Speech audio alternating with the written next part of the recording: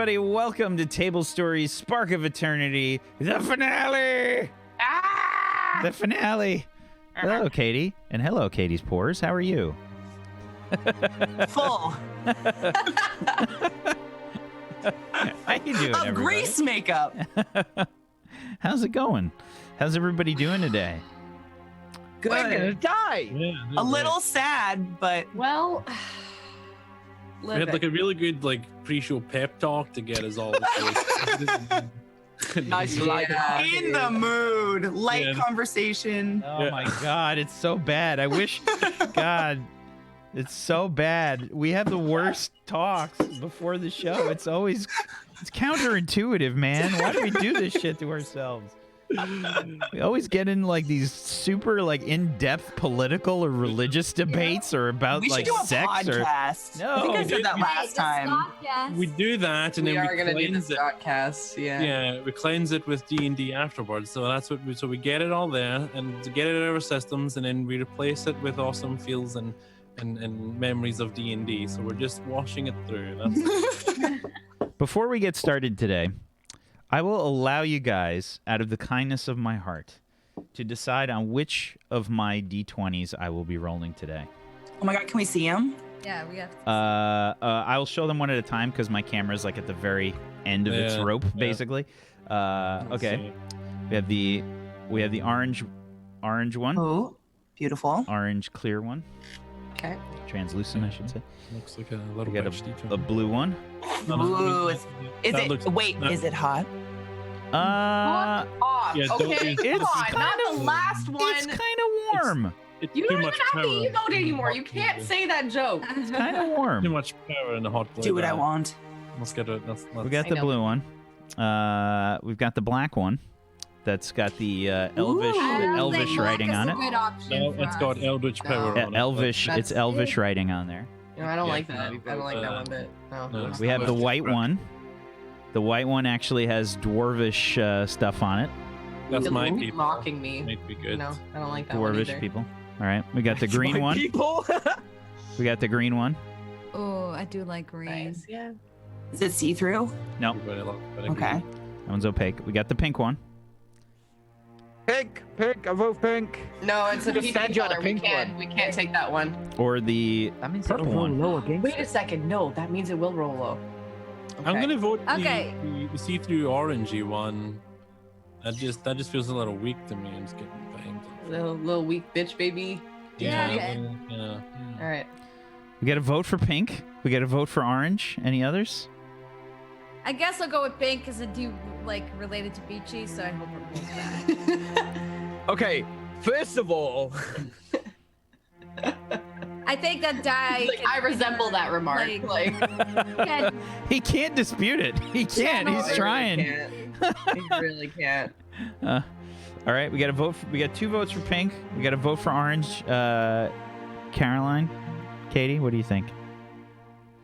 I don't like either of them. Is that My it? vote will No, mean I nothing showed then. you all the colors. What do you want? Oh shit! Oh, keep going. Like, no, what are we that's what doing? that's what we got. That's what we it. got.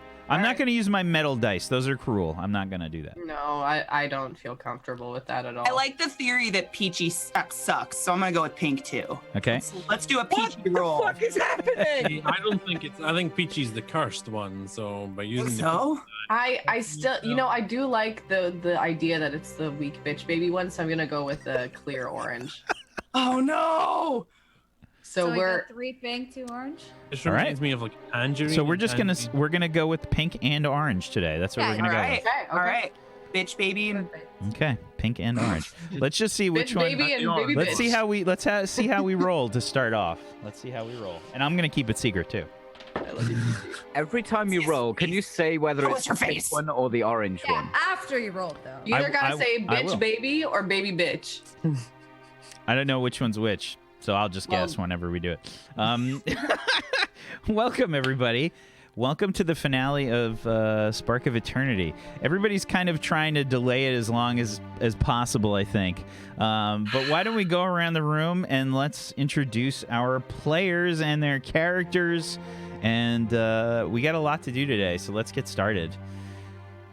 Katie, you want to start us off there, please? last time. little sad. Hi. My name's Katie. I play Prada. And I'm sad. That's all I've got. Go give Katie a follow. Twitch.tv/ClassyKatie. Especially if you like ESO, because she kills the shit out of people in that game. Go do it. Go do it. And learn proper interior design for your ESO home. I made a huge anus out of ocean rocks if you would like to see it. It's animated. It can fuck itself. So Who wouldn't like to see that? And that's 100% off of so many. That's so many rules broken by doing that. family-friendly material. Family friendly. That's what she does. Mac. I am Aquatus and I'm playing Ophelia, and I'm also sad because it's really weird that this will probably be like after 3.5 years of suffering Wax dies, that it's like gonna be over. Like 3.5 years, you make me suffer, and now you're gonna let me go. It's so sad. But yeah, you can find me at twitch.tv/Aquatus, where I'll be not D&Ding. Not D&Ding. It's your fault, Wick. Blame you. You just have to come to my house and roll dice just once a week. I'm done over you. Just roll dice. Just come in and roll some. I'm here for my weekly die roll. Yeah. Emphasis on the die. Oh. Maybe. Decent chance today. Maybe. I'll make you some food. It's fine. Vandy. Hi guys, I'm Vandy. I play Lucky, the human cleric whose twin brother, is a tiefling, and this will be the last time that I play her for you. I'm very sad. I do hope we survive. Yeah, but it's really just that. It's just hope. So stay tuned. And see if they can keep hope alive. Maybe. Possibly. Peachy? Oh, I had a burp come up as I was trying to speak. I do too whenever I think quelled about it, you. it hurt. Ow. I am Peachy Pixelate. I'm playing the evil cleric Portanice Androsen, and I mean, if some of the characters die, that's all right. It's rude. I'd like to point out I was asked specifically not to be evil. I think it's actually Because of nice that these you issues. offer yourself. Well, no, I think you were asked not to be evil because IRL, you're evil, right? No. That's exactly where an evil person is. And Peachy, where can I'll people get find you? what you make Twitch.tv says Peachy Pixelate. I'm doing a lot of Atlas RP with so many Tablestory people, and Katie is going to join us. She just said to me, Katie! I 100% am going to join. Did I? Are you? Was I here for this conversation? Oh no! Oh my gosh, you guys! Canon now. It's You canon guys now. got married, right? Yeah, but then we Okay, both got yeah. horrifically murdered. Okay, so oh man, I don't want to spoil anything for you. There's some really good clips, but yeah, Peachy and I and Zagoticus, we all play Darkside RP, mostly because we don't have enough RP in our lives, right? Apparently. So like, oh my gosh, you guys, I died horribly, like horribly yesterday. I The died way more trial- horribly. You died, yes, you died, on and then Valentine's Day, the day of my honeymoon, the day after my wedding, with my wife asleep, who didn't wake up, by the way. I was Took 3 asleep. shots to kill me. Didn't wake up. It took 3 shots to kill me in a trial. It did That was take 3 ridiculous. shots to kill me. Yeah. I feel like I'm listening to a Jerry Springer episode. That's It's basically honestly, what the show. Well, that's Yeah. basically what it is. I mean, Yeah, like whose baby is it? that's what it is. That's what. Yeah, They do. What would you like to know? He was pregnant with I was my pregnant. child as well. Yeah. If you want a bit Anyways. more tragedy in there. There's it's really awesome.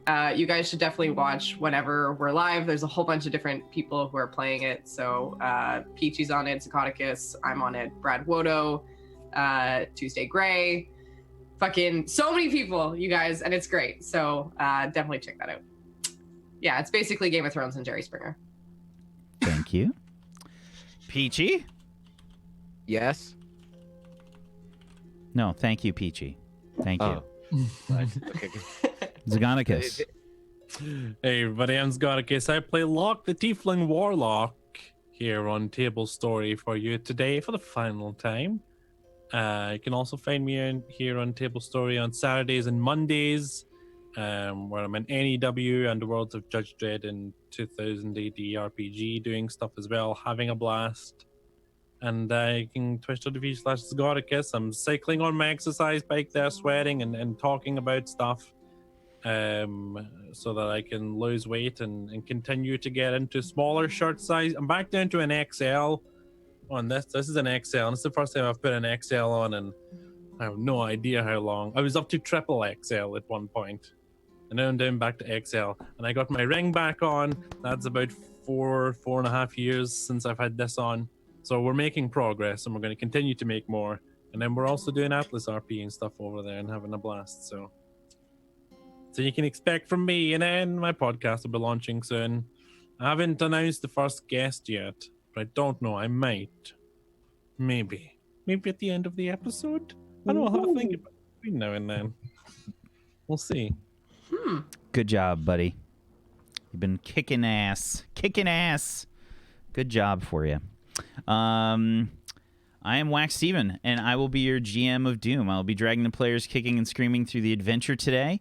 We are playing in a homebrew D&D 5th edition setting called Talanis, and it was myself, as well as the players, as well as chat, who kind of came up with the world, and it's been a hell of a ride, and today is the finale.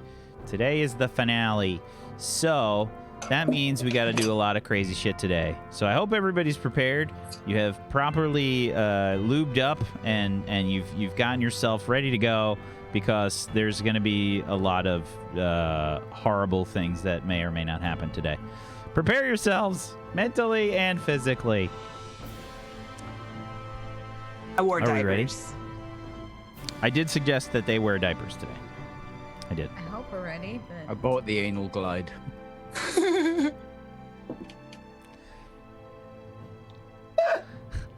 This show is sponsored by Classy Katie. Katie should have her own brand of lube. Just right, her face like right on the front with the tiefling horns on. Yes. Oh my god. There's be a butt with horns. Feeling horny lube. Classy lube. Classy lube when you're feeling horny. With enough, you can fit anything, anywhere. Oh no. Water-based, edible, vegan, gluten-free. Strawberry flavored. friendly. Oh God. I'm gonna do it now. She's you like, need I a- was do you- born for this. I'm writing this down. I need an assistant. Do you need some marketing help? I mean, fuck. Love having- Oh God. This After is the also music for the non-GMO. Literally just wrote anal lube down in my D&D notebook. So I have a feeling that's not the worst thing that's written down there. I ate a dick like 2 months ago. So no.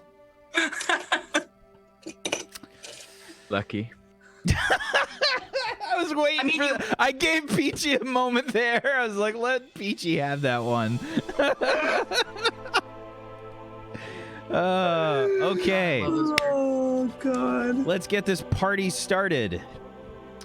So, on the last episode of Spark of Eternity, the players had returned to the village of Foxden, where they had brought a scholar, a master scholar by the name of Kozal, back to the village after he suffered a pretty serious loss of house and home, and they hope to bring him back to the village to help them with this sort of impending attack on the village. Unfortunately, right when they got back to the village, it seemed that the attack was almost already underway. They ran into one of the old, I don't want to use the term acquaintances, but we can say frenemies, enemy, basically an enemy of Lucky and Locke, known as Elric Eastman. and he left a wanted poster for Locke in the village, and essentially tried to get him in quite a lot of trouble, and possibly get Locke and Lucky to leave the village back to their home of Twin River. Did not go well for him. And the Iron Foxes sort of banded together, and they tried to, I guess, support as best as possible. And he left the village. Afterwards, they talked about their encounter, and Locke found a piece of paper scrawled with a symbol that was familiar to him, representing a sort of major player in the underground of the world, known as the Master. The Iron Foxes, the guild, has actually had a run-in with some representatives of the Master before. And it also did not really turn out very well. They were pretty afraid of the things that were going on, and Locke suggested the possibility of them leaving to Lucky, and they didn't really have a chance to make any sort of solid decision before the village came under attack. They went down into the village proper, and they fended off several skeletons as well as a necromancer that had seemingly made its way into the lower eastern portions of the village. After they fought off several skeletons and this necromancer, they saw a green light coming from down the hill to the south, and booming footsteps echoing off the nearby mountains, as well as the horns of battle echoing in the distance. There were still a few skeletons that they had to deal with while all this was going on, and we're going to start today where we left off. Portaneus, there are two skeletons that had come up behind you. As the ground has sort of been shaking, and you heard these horns in the distance.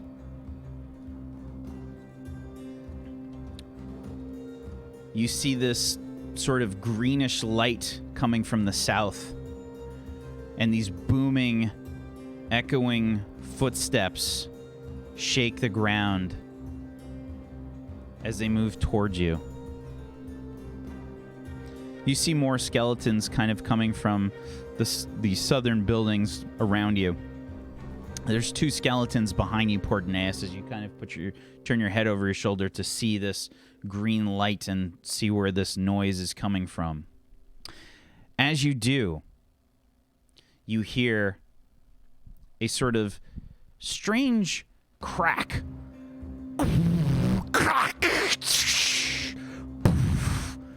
And you hear a noise.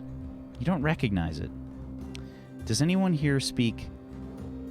Let me just double check. I think we have several people that do, but let me just check to make sure it's the right language. Is it Infernal? I'm pretty sure that it is, but I want to double check.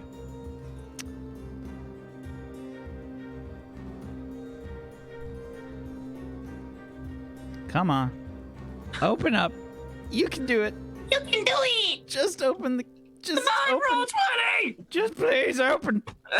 Open, please. It's just... Okay. Okay, now scroll. Okay. So in Infernal, the actual noise that you hear is... Shabadoo.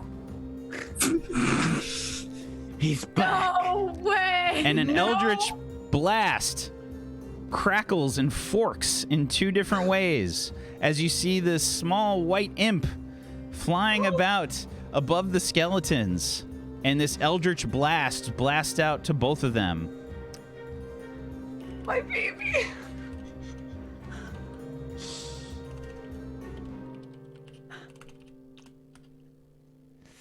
Okay, unfortunately, those are both misses.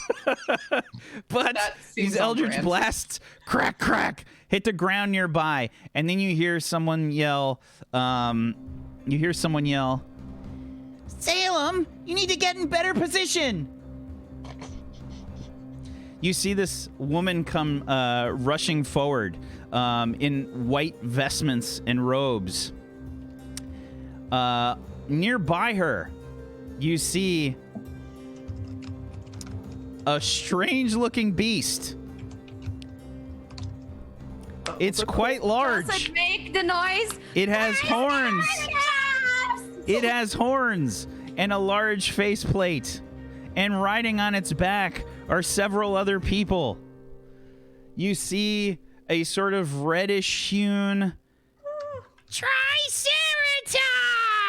come charging in from down the hill. Oh my god. And, sorry, we need better music. Can we play both characters? Yeah. No, 'cause I only have one. This Triceratops comes flying down the hill, and on its back, you see a dwarf with red hair, and this pervasive smell starts to permeate the air.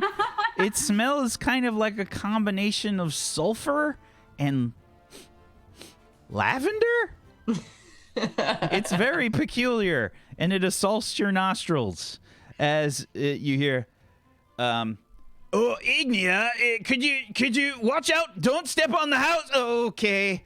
As blasting through part of one of these buildings, you see this fiery-haired dwarf, this woman in these white robes, and they are joined by Dedan and Urfi and Vongram and Baron Volpan, as well as Master Kozal and Shin and Cleo. The whole crew comes down. There's some other people that you don't seem to recognize as well. A gold dragonborn in gleaming armor. A small, I guess she looks like a gnome, but she's got like very purplish gray kind of skin. And you also see this very tall Goliath man, bald with a handlebar mustache, and he comes charging down and he says, "Oi, Ignia, you're about as big as my 4th wife." And this whole massive group starts to charge down the hill as you hear Dedan say, "Iron foxes! Let's show these skeletons what for!" And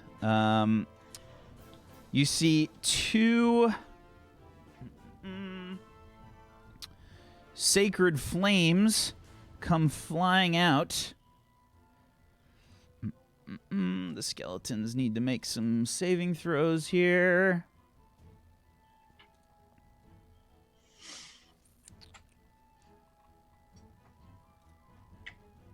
If it decides to load the page, there we go. There we go. Okay. It's the last one. Nothing's gonna work perfect.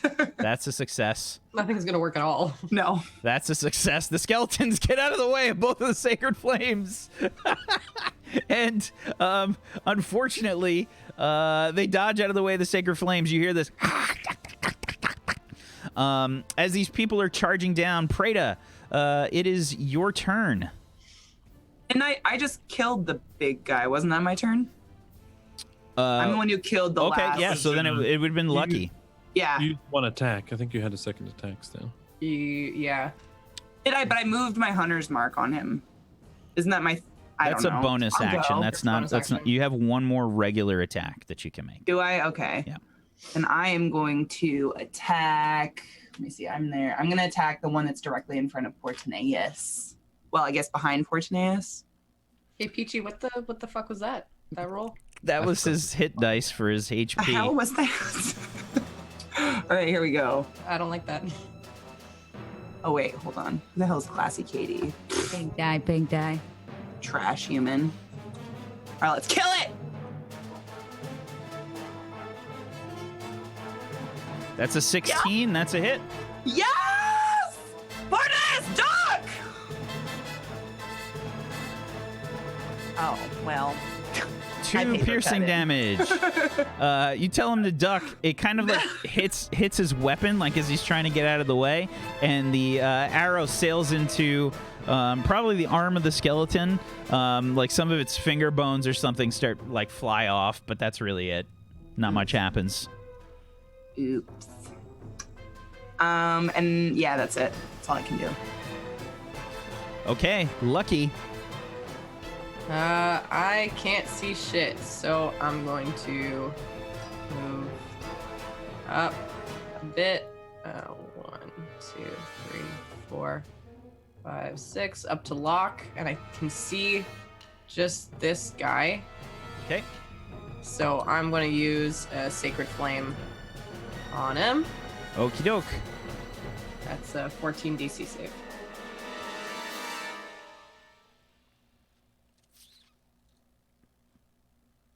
That's a miss. Okay, Yes! so that he failed the saving throw. That's a hit for you, and he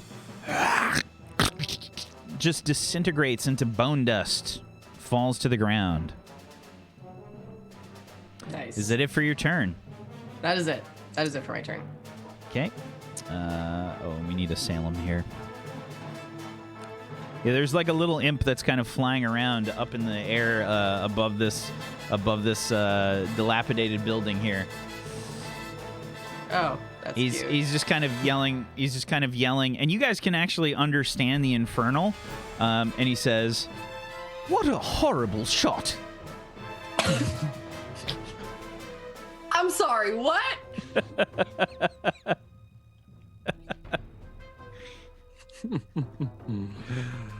I'm pretty sure he spoke once, right? That he spoke not like this. No, Selena spoke through his mouth, basically. So you understand his speaking in Infernal, and it sounds like a very posh Infernal. Yeah. Is that it for your turn, Lucky? That is it. Lock. Okay, I'm going to move up to here and then attack that remaining skeleton with Morihanda. That's a hit. 23 for 15 damage. Oh, yeah. That's You ram Morihanda through its rib cage and just kind of slash upwards, and the skeleton just kind of and the head just falls off the neck bones and spine and just kind of falls to the ground. I take a quick look at the little imp. You're friendly? Depends. Who's asking? Friendly, I think. And I'm just going to move a little further just to see if I can see any more skeletons down this way. I don't think I can. See, it's too bad that nobody really spoke Infernal in 7th Beyond, except for Selena. I spoke Infernal, but we had an agreement in speaking Oh, no. without actually understanding. He's speaking Infernal the whole time. But, Oh, I know. yeah. He refuses to speak Common. He knows how to speak Common. He just never does it. Okay. And you guys are out of this combat. Yeah, so you see this like group of people all sort of charging forward with Volpan and Dedan and everybody making their way down this hill, and Dedan says, "Everyone all right?" Yeah, I think so. Yeah. Close encounter with a necromancer, but we got through it. So I'm He just died like pretty gonna quickly. hide behind Lucky. I'm like, what is that big thing? I don't know. Will We it should. hurt us? Oh Perhaps no! we should go and find out? This is my wife, and you see Kelvin Iron Brew kind of like pat Ignia like on the side or something. You guys give each other special hugs? I'm just gonna put my hand over her mouth and just say, Like squirrels. it's nice to meet you. I think. I mean, one of those squirrels is getting torn apart. Look, we don't have time for intense introductions here. Iron foxes, these are more iron foxes. The dragonborn there, the one with the shiny scales, I'm Belmorn. The little one there, hi.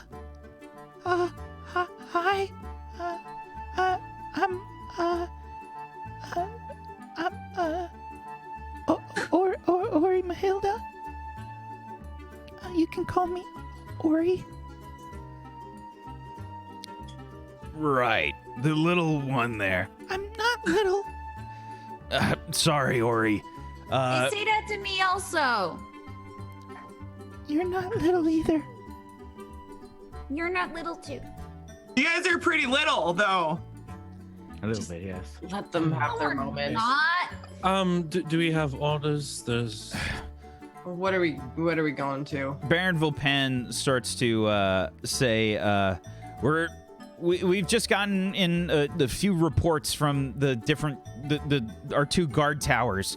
It looks like there are goblins and hobgoblins coming from the northwest, from the forest, and I don't know what's coming from the south. I think the reports I got were giants and something worse. What's worse than a giant? We fought some of those. I Void ate one. dragon would be worse. I can be happy to say that it's not a void dragon. The reports were it was something very, very big, walking along the ground, and it.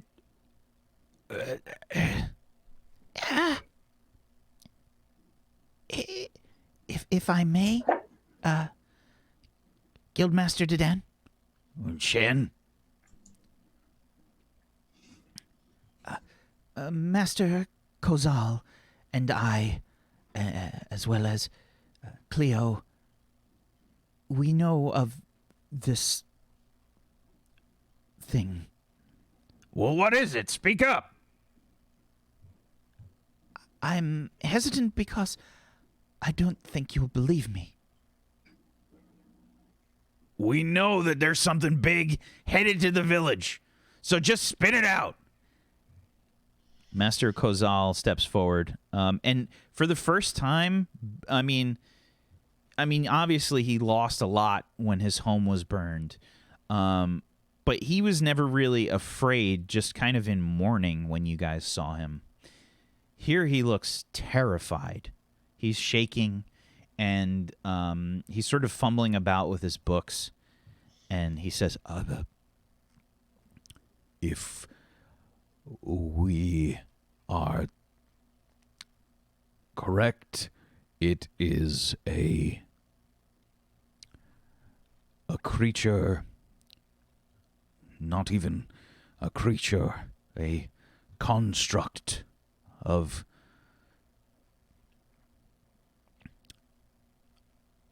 ancient times.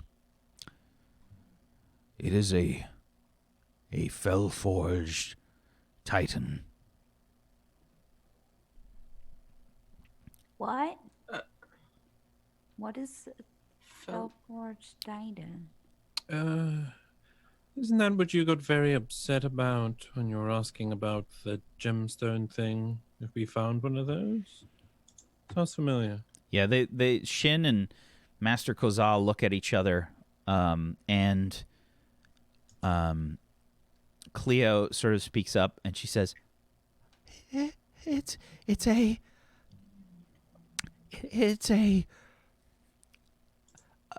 construct of malevolence. It's powered by eldritch magics and a clockwork gemstar.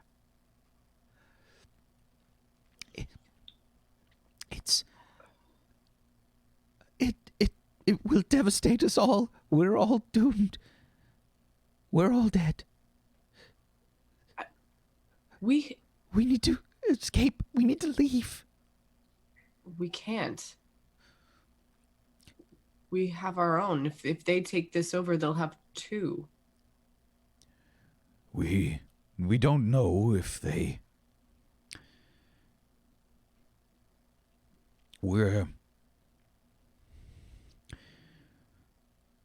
It will surely destroy the village and kill everyone.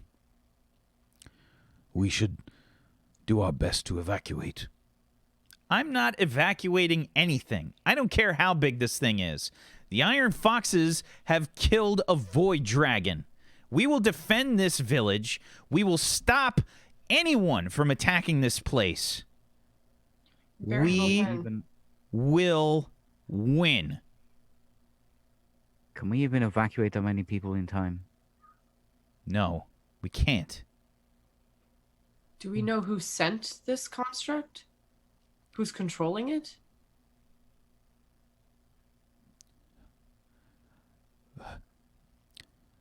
From what we have read in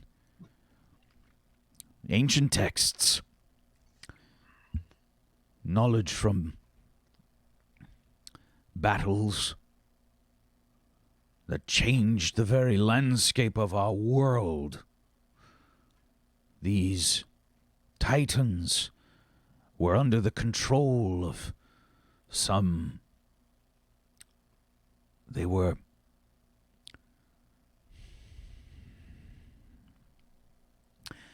It was a dark sect. There were cultists that delved too deep into eldritch magic.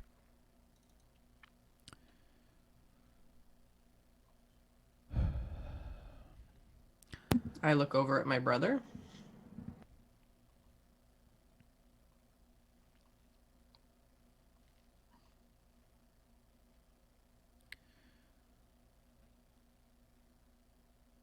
These cultists, they were able to take control of several of these constructs, and they besieged Falarin and Egron and Radun. There is no way we can stop them, not without an army. The Iron Foxes are an army unto themselves. We saved the Queen of Falarin. We have fought worse. Dedan? You heard the Baron. We have hobgoblins coming from the northwest. We have giants and some sort of fell-forged titan coming from the south. What say you, Iron Foxes? Belmorn steps forward, and he says, "We must protect everyone." Ori steps forward right behind Belmorn and grabs him by the leg. Yeah, that's what Bahamut would want. Drabdarb steps forward and says, "Got nothing better to do?" Ignia and Kelvin step forward and say, in a Triceratop voice, "This is our home!"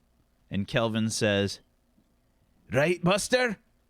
"Yep." you see this beast burst forth from the earth. This kind of like land shark looking thing. It's actually a bullet burst forth from the earth, splattering dirt everywhere. And Baron Volpan and Dedan look towards you guys. One more fight for the road, brother. Sure. I'll Don't have fight. any other plans. I'll fight too. I can't let anyone get hurt, and I will not let anyone get hurt. Right. We're all gonna die.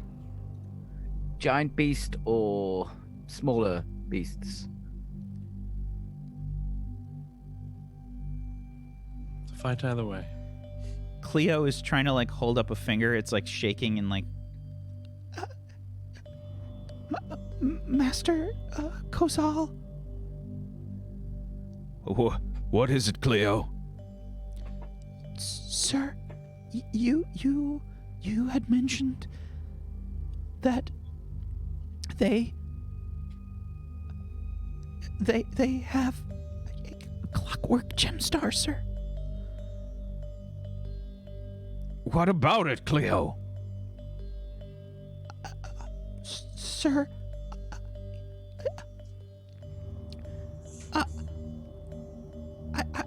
I have an idea. Well, spit it out.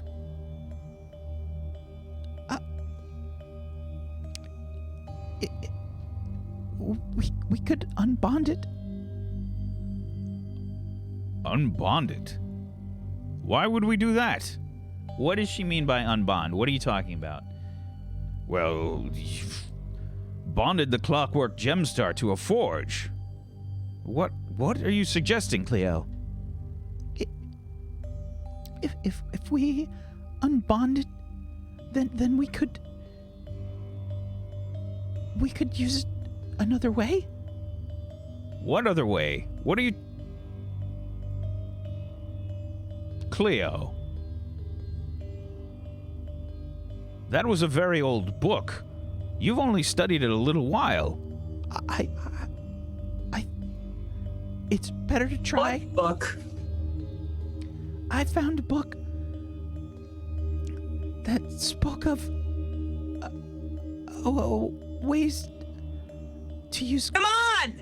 Ways to use clockwork gemstars. And you're just now telling us. How can we use it? I was only able to translate some of it.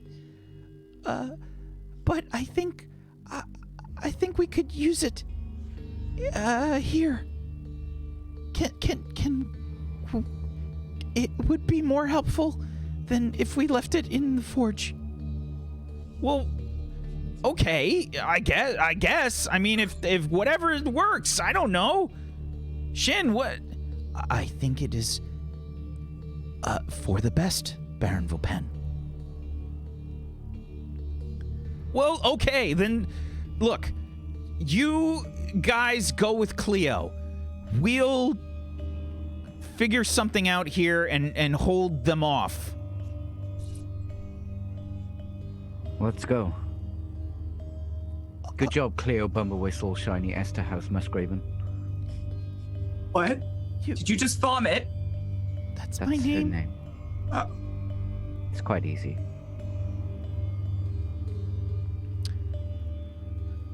All right.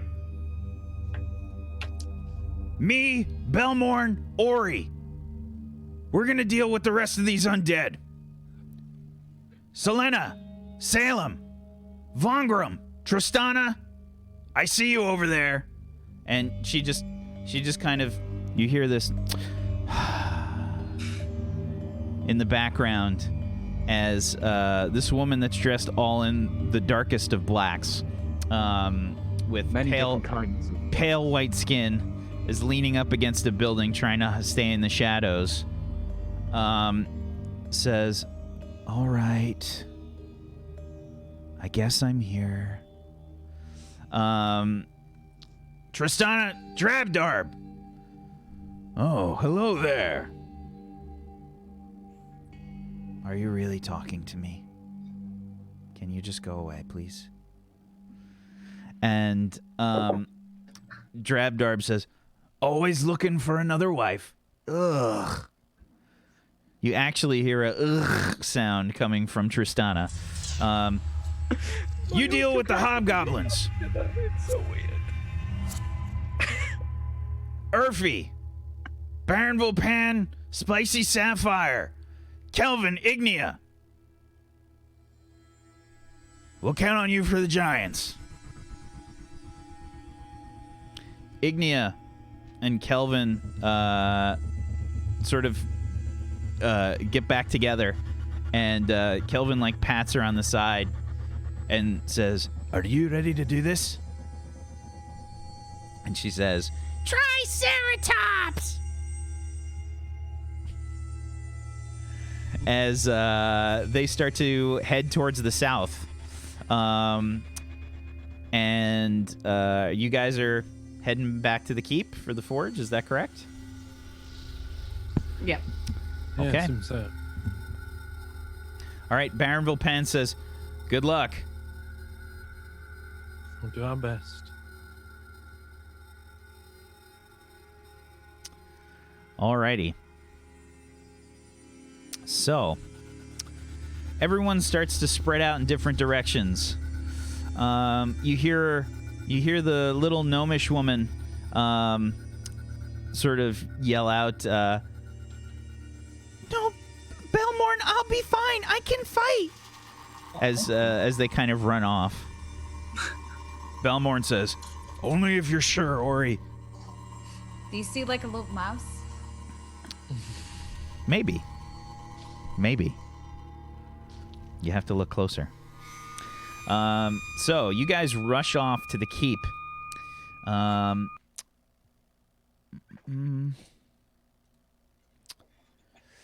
Running to the keep as the rain pours down, drenching everything. Everything's just slick and muddy and gross.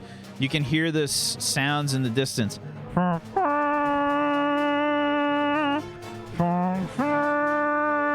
What is that? And more.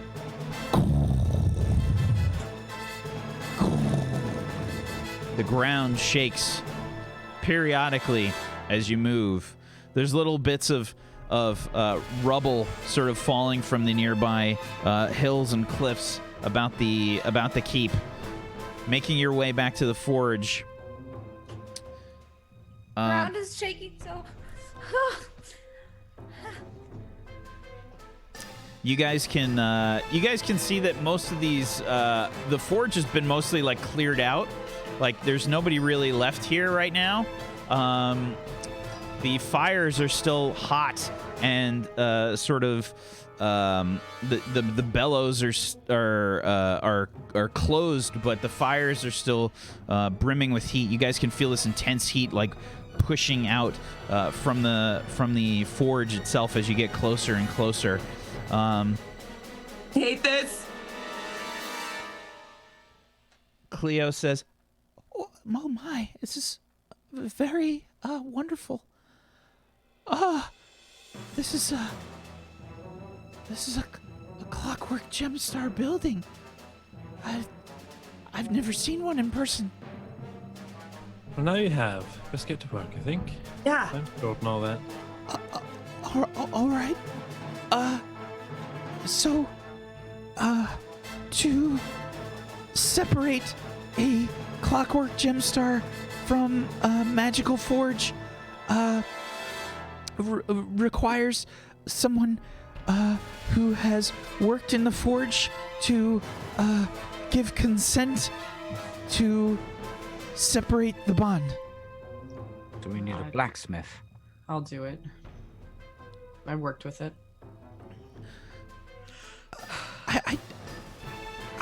I don't know the exact details about how to do this. I had to translate a lot of text, and it was very complicated. Are there any specific words that stuck out for you in the process of? Can anything go wrong? We're tearing something out of something on fire. Are there things that can go wrong?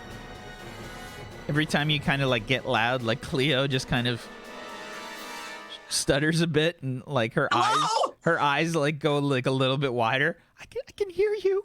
I don't know. I've never done this. Book didn't have like an FYI, you might explode. If it did, I didn't translate it. Are you willing to take the risk, Lucky? I have to, don't I? I guess you should at least touch the forge and give it a go. Focus. Concentrate. There's like an anvil or something? There is like a central anvil in the forge, yeah. It's a bit bigger than the rest. There's like 4 smaller anvils that are sort of spread out around a central kind of larger anvil. Maybe it's best if we all took an anvil and I try this middle one. Okay. What do I do with it? Just concentrate on it. Okay. Don't hit it, just touch it. Like this? Just put your hand on it. Yeah, sure. I'll put my hands on the central anvil and just try to concentrate on it to start. Okay. Give me a...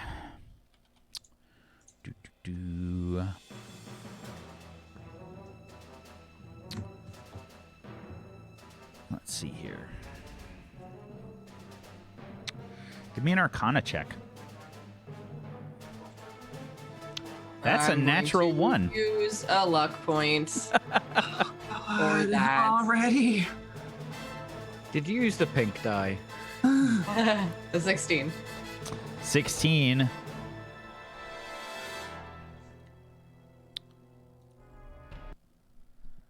As you concentrate on the anvil, everything gets kind of quiet. You can kind of like hear the rest of the group a little bit, and just kind of like the rain that's falling, but their voices kind of fade away from you. You hear this very gruff voice. It sounds like the sounds of metal being worked in the forge. Hammers hitting metal. The sounds around the blacksmith come together in your head. And you hear, "What do you seek?" Clang, clang, clang. I seek your permission to separate the clockwork gemstar from this forge. Your You consent. would deny us our purpose? Clang, clang, clang, clang, clang. Unfortunately, your purpose will be changed no matter what if we are unable to separate you. There are people coming here to take you away, to repurpose you.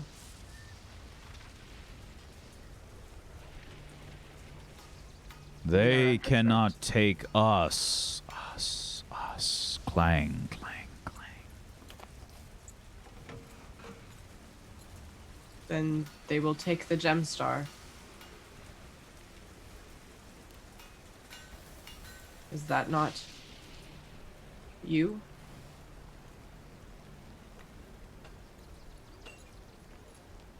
Why does this matter to us? Clang, clang, clang, clang, clang. Your purpose has aided many people in our village and has helped us build and create a legacy around your help. We would like to continue that legacy but we cannot do it in this state. And we require your help. Please make a persuasion check for me. 13. 13. What do you think? Pink die? You guys like the pink die a lot.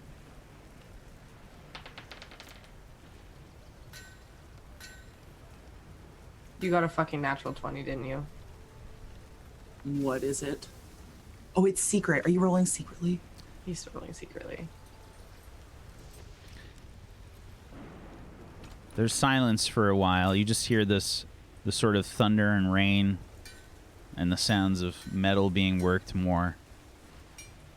Almost like there are conversations being had. Hear little clangs and the sound of the bellows being worked. It's this strange amalgam of sounds that can grow difficult to hear and concentrate on.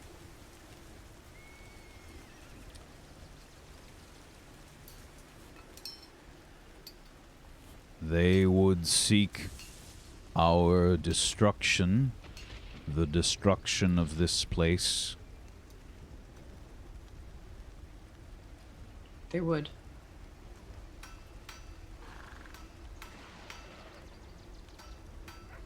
What will you do with us?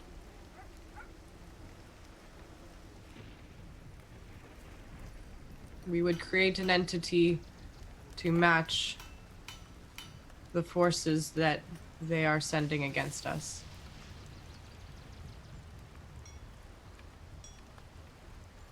And once that purpose is complete, we would be happy to return you to your original purpose here as a forge, in the forge. You hear more of the bellows. Clang, clang, clang. Metal being worked fast.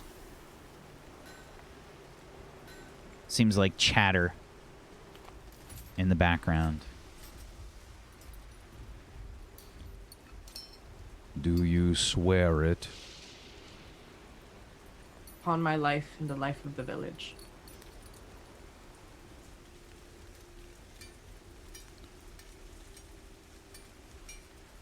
Our only desire is to fulfill our purpose. Our true purpose is to be used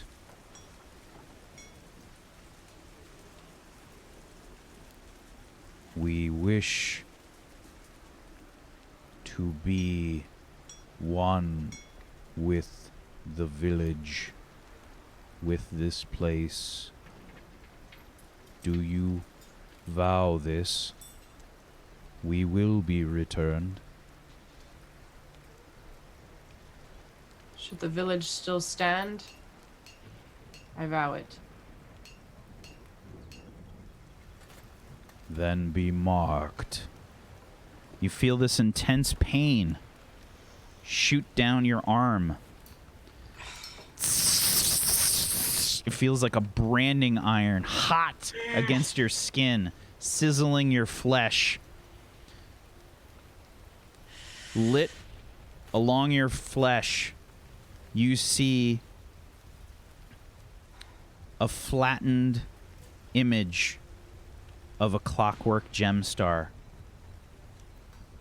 a hammer, and an anvil. And the words echo throughout your mind. So be it.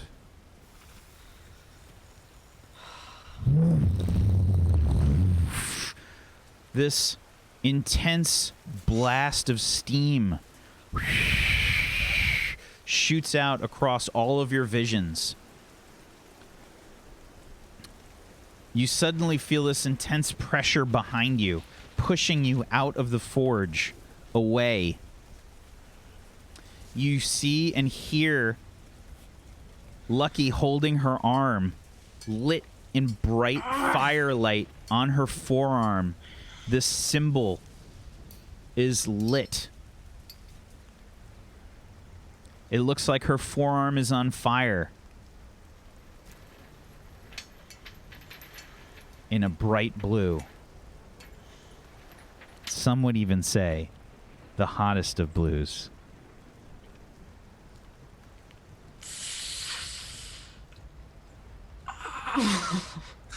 Why does it smell like meat? What is that burning? Why are we getting pushed out? Where's Lucky? Lucky stumbles out of the steam. Behind her, the steam starts to dissipate. You can see the awnings and the majesty that used to be the magical forge. The rugged forge of iron has disappeared, and it looks like the walls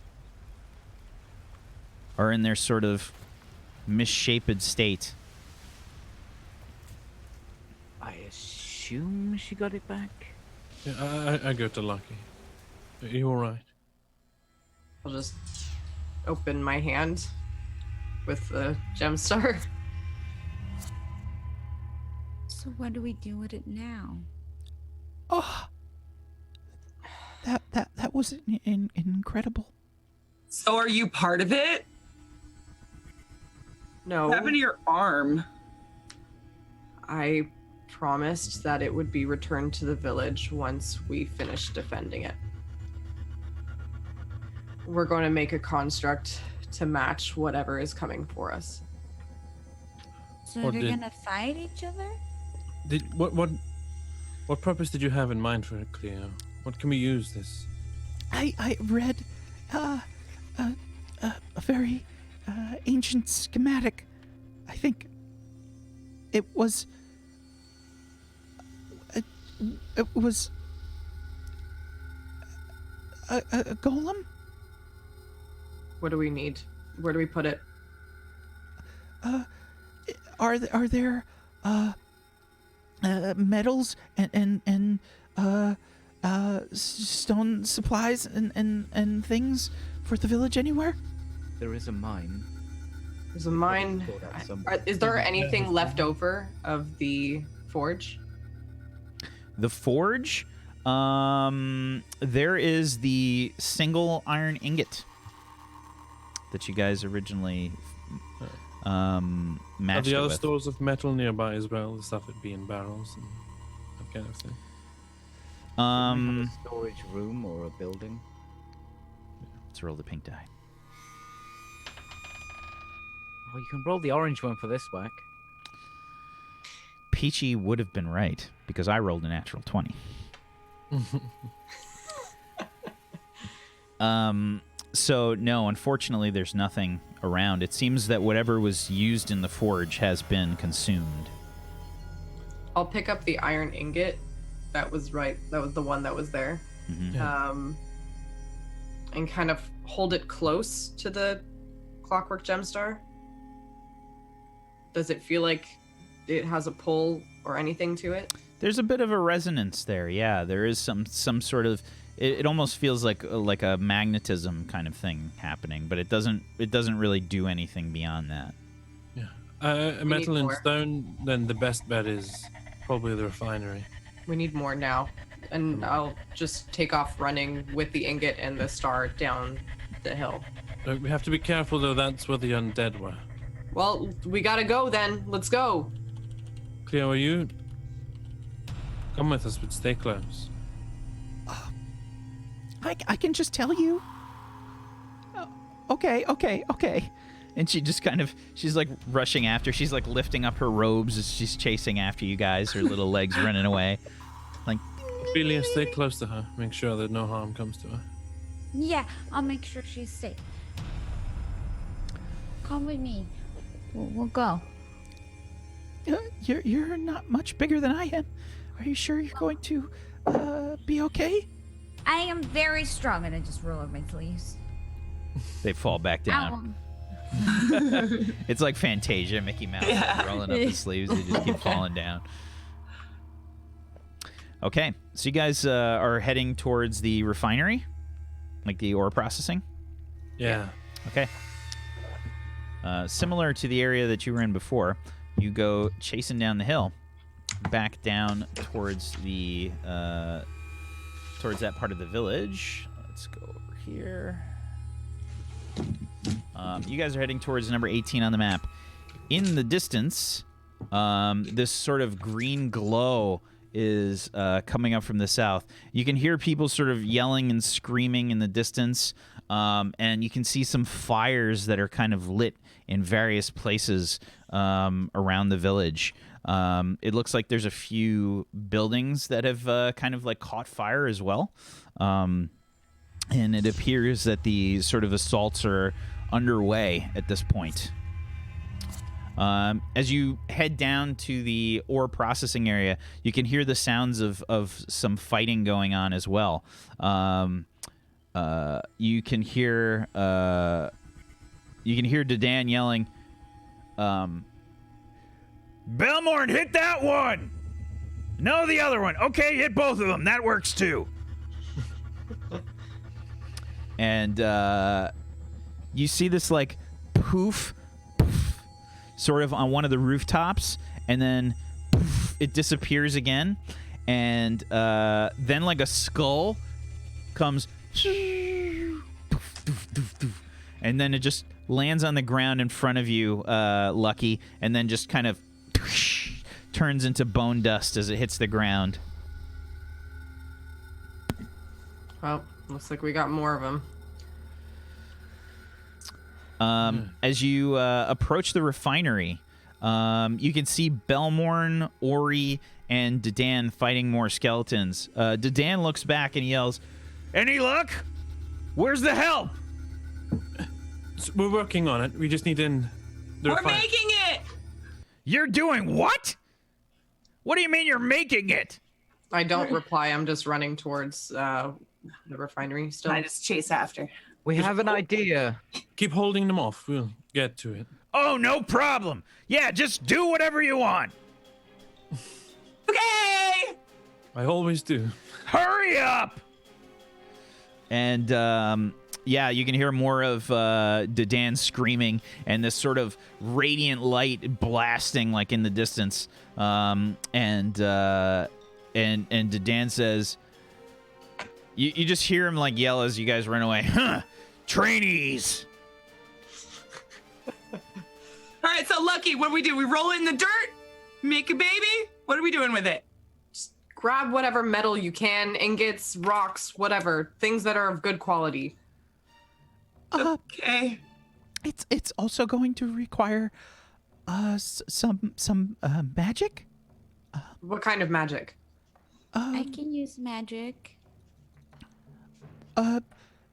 If Master Kozal and I are correct, the Fell-Forged Titan. She squeaks a little bit. It's okay. It's okay. Just tell us what we need. I'm sorry. When I'm nervous, sometimes. Oh my God! Throw up! Do it! Do it or don't. Make a decision.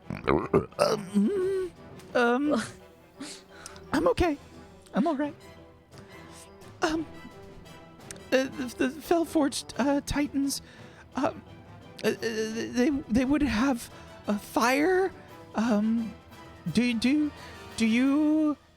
A what? They have fire. A what? They have fire. Do we need that? No, we don't. I- If they have fire, we should have water or ice or. I got ice. I literally. What does the Fell-Forged Titan have? Do we know? I don't know, but I know that there's evil, eldritch magic and fire. That's all We that I need know. holy magic and water. Holy water. I can create an time do ice we have? storm. I can make water if I can have a moment. Just get holy water now. Come on. I have holy water. You have holy water? The lake. What of the lake? I have We could holy bless water. the lake. I have a holy symbol too. I knew a guy, and then I killed him. And I took it. I tried to drink it, and it was terrible. And then I had diarrhea for 2 weeks. I don't know why I still have it, but if you want it, you're welcome. I You still mean, have Just take my diarrhea? bag and just like empty it. You Okay, still okay, have okay, diarrhea okay. after all this time? That's very bad. Fortunaeus, make some more holy water, or go to the lake. Try to bless it even more than it already is. Just I don't think we. How much do we need? What do all we of need, it. Cleo? Okay. Cleo, I don't know. The schematic said that we're going to need magic and metal and stone and the more the better. the more the better. Can we just do it by the lake? I don't know how we're going to move all that water. We can just let's do it by the lake. We'll bring all the materials over, and we'll do it in the middle of the lake. Let's go. Grab all the materials we can, and let's go over. Try to grab as much as I can. I'm like, hello. Everybody give me athletics checks. Use the wheelbarrows. Yeah, use the wheel. Can we get advantage if we're using a wheelbarrow? Jeez. There's probably one of you, Peachy, roll me a 1d6. Of course, I suck at it. Too busy lifting, flexing. 2D. Do you say 2d6? No, I said a 1d6. Sorry. 5. 5. Okay, there are 5 wheelbarrows. All right. Let's. So? What's the total with our athletics roll? What's that? Do we get advantage in our athletics roll for the tool? or It makes it just- easier. I'm not going to give you advantage. Okay, so okay. load up. We'll load up the. 11. I can carry one rock on my wheelbarrow. Okay. Alrighty. Fair enough. Okay.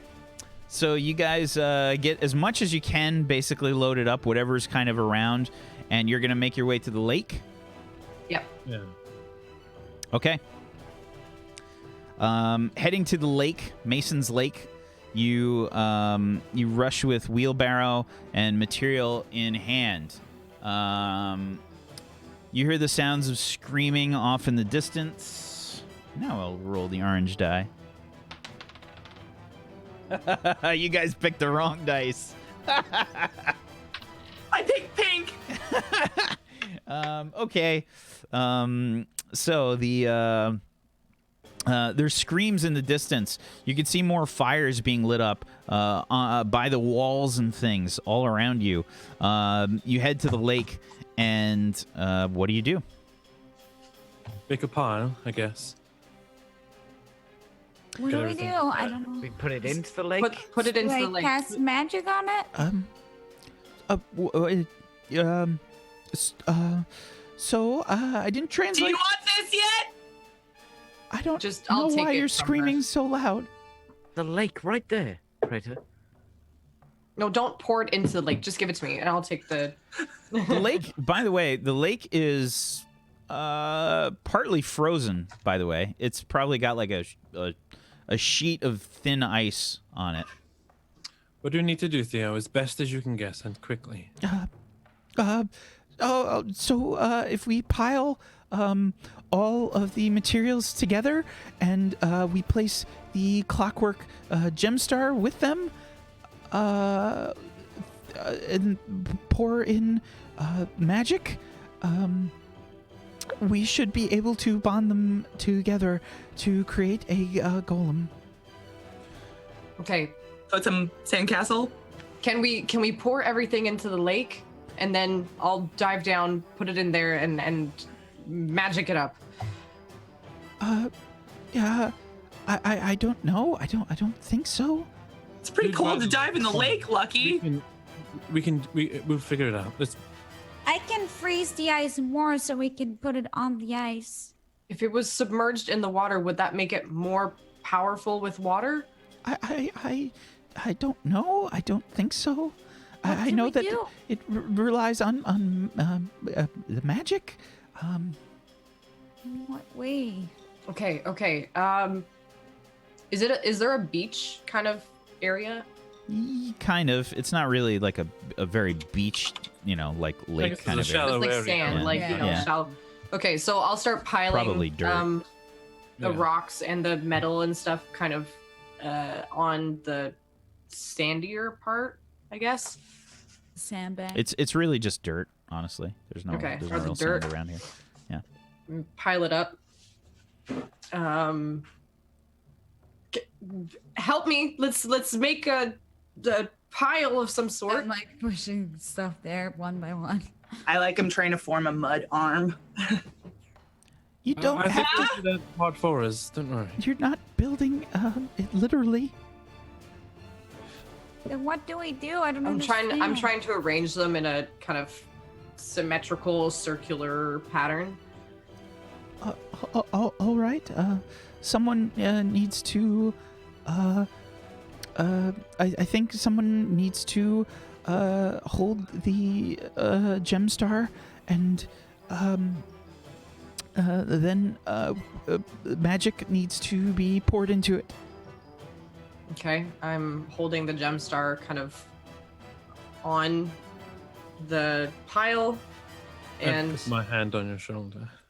I'll give you whatever I can. Cast spells on the gem star. just burn it up. Cast a spell. And I'm going to I am going to cast I'm going to cast Beacon of Hope on it. Okay. I'm gonna cast Mending on it. Okay.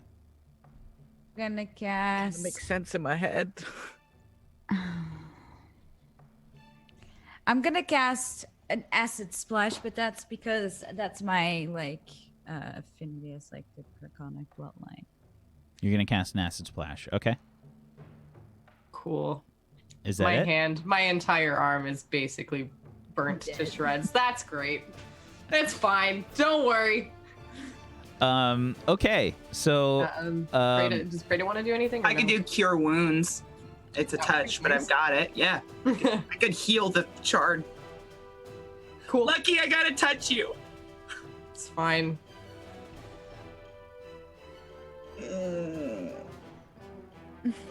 Okay, and we'll all cast it. Unless, okay. You guys begin to cast your spells.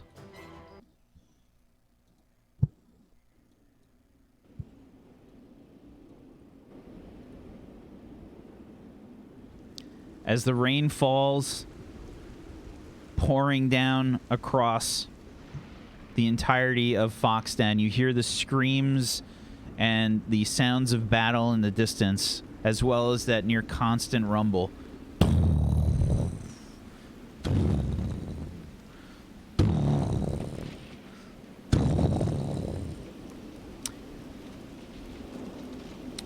The materials that you've gathered start to swirl up into the air, hovering around the clockwork gem star. You see your magics loop around in a helix-like formation around the gem star, swirling around it, and Cleo's yelling, I think it's working! I think it's working! What is it doing? as can as it see does that. that, I want to take the holy water and pour it in with the swirling up. Okay. You pour the holy water on top as well. You see the holy water start to swirl around this clockwork gem star, and the sort of like water-like sphere begins to form around the clockwork gem star. You see it change colors, matching the color of the acid. This radiant glow starts to emanate from it, and you feel this sort of pressure building around your hands, Lucky, and it feels like you're being pushed away from the gem star. Your feet are starting to like slide like in the dirt and mud as you're being pushed away. I'm digging in. You're holding your position? I'm holding my position. I've got a hand on your shoulder and I brace you a little bit as well. Okay. Give me an athletics check, please, Lucky, with advantage because you're being helped. Okay. That's a I 4. am rolling my last luck on that. That's okay, 13. You will regret this decision later. Okay, a 13 on the athletics check. Okay. So you try to hold fast, and you get knocked on your ass with a lock. This shockwave blasts you back. You hear this like all this wind and water begins to swirl about in a large voluminous shape. You then see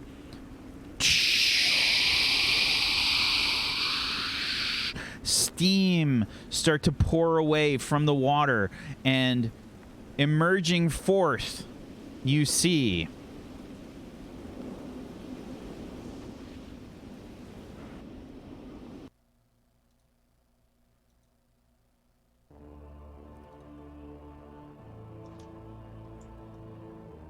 Oh shit.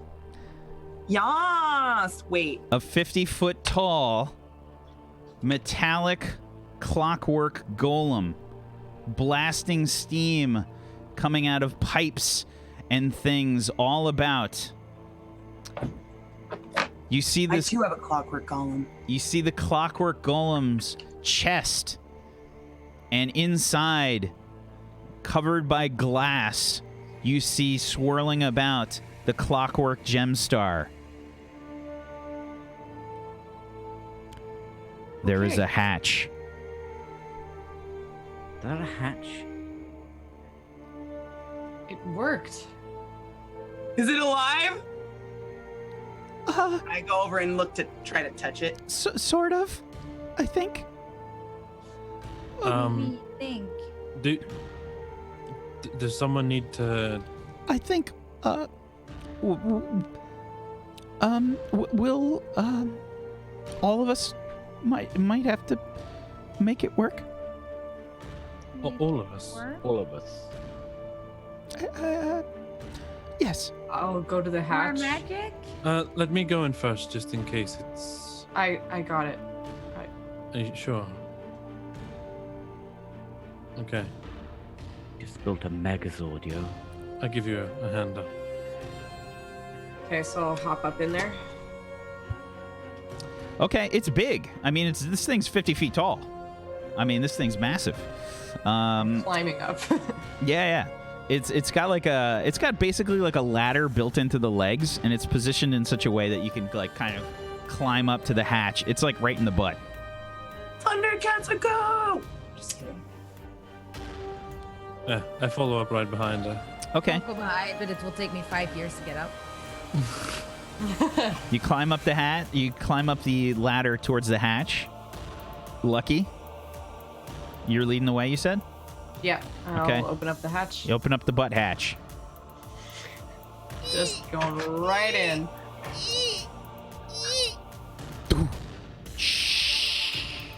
Steam pours out. You step inside, and inside you can see this like all these like gears and sort of steampunky looking things, pipes just kind of like whistling and bellowing inside this thing. It's got a sort of strange kind of rhythm to all the sounds that are happening in here. Yeah. I'll walk in and just kind of run my hand on one of the pipes. So, How do we make it go? there are.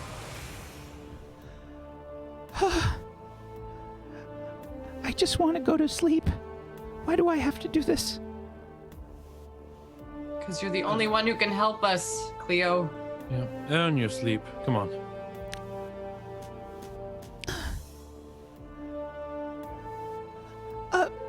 Okay, so there's the helm, which controls the movement. I suppose I should do that. then there is the drill arm. I Someone, want that. someone can be on that. I'm gonna be a drill arm, and I like run to try to find a drill arm. There Does is it have to be useful in? there's an arm and a grapple. I'll That take sounds the better arm. for ranged attacks. You take that one. I want a drill. And the armed grapple has a punch. Someone needs to be on repairs. And there's also the chest cannon.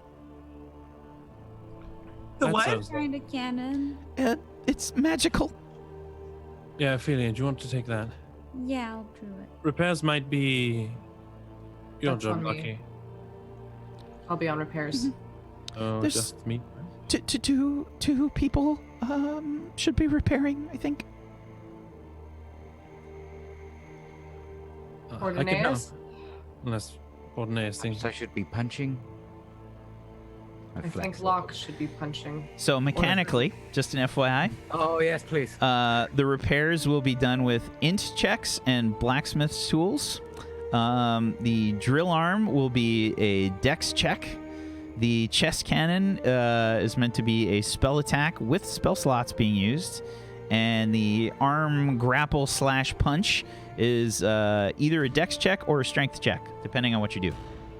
Can I also use my spell slots, or like, can I use my Wouldn't be like, athletics, but grapple. my That's why I sorcery I points? You'll see. I'm not that good at fixing things. I tend to break them, and Lucky fixes them. So perhaps someone else wants to do that. I can take over one of the arms. I think. I'll prepare. What arm do you want? All right. No? Whatever one you're not taking, just take your pick. I'll take the drill. Okay. Sorry, what did you say repairing would be based on? Blacksmith tools, int checks. Oh, I'd be terrible at that. Yeah, my intelligence isn't terribly high either, but I have blacksmith tools, so yeah. I only have stonemason's tools. I mean, I did. Mechanically, I have did a see you- 1 modifier to my intelligence. It's not good at all. I have a negative one. So. Does anyone have a positive one other than I have a intelligence? positive one. I mean, I do have a positive one in intelligence. I totes can actually. Breda So want to help me repair. If I'm the only one with intelligence, yes. I absolutely. I mean, this. I can fix stuff. You can just tell me what to do. I Did you can say come the with you. grapple arm is dexterity? Dex strength. Yeah, grapple is dex check, and then punch is strength. It's the same arm. Alright. I'm equally as good at both of them. It wouldn't be athletics, so it would be just flat strength. It And I suck at all of them. yeah, it would be athletics technically for the punch. Oh, okay. I'd be good at the punch.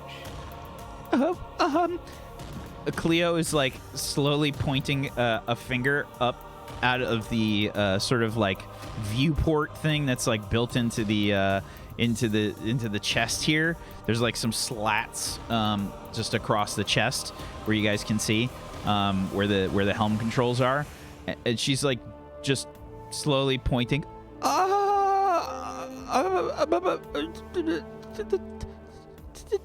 What? Turn around. As Locke. you look, you see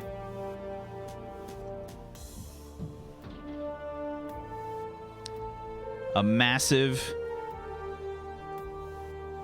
at least like I would say 150 to 200 feet tall Kaiju episode. Titans start to crest the hill to the south.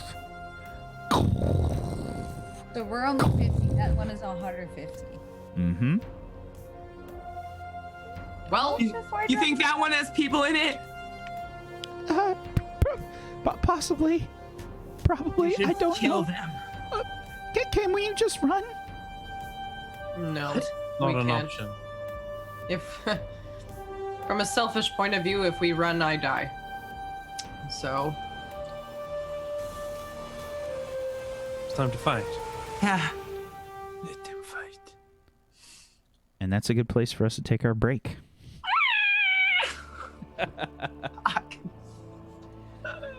oh boy. Dude, I legit have a Centurion Awesome. golem thing. That's I thought it was dope. pretty dope. That looked just like that. It That's does. kinda ironic. I didn't know that.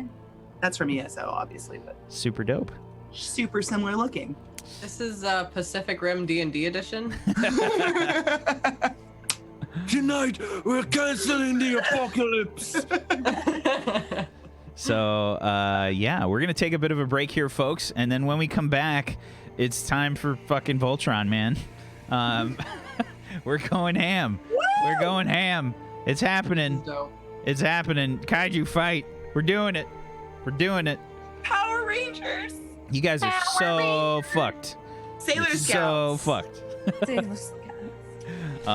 But we'll be taking a quick break here, and then we'll be back with the fight of the century here. So make sure you come back and join us for the finale here of Spark of Eternity. We'll be back in just a few minutes. Make sure you follow all these wonderful people if you have not done so. And if you have yourself a Twitch Prime, consider throwing it their way, please.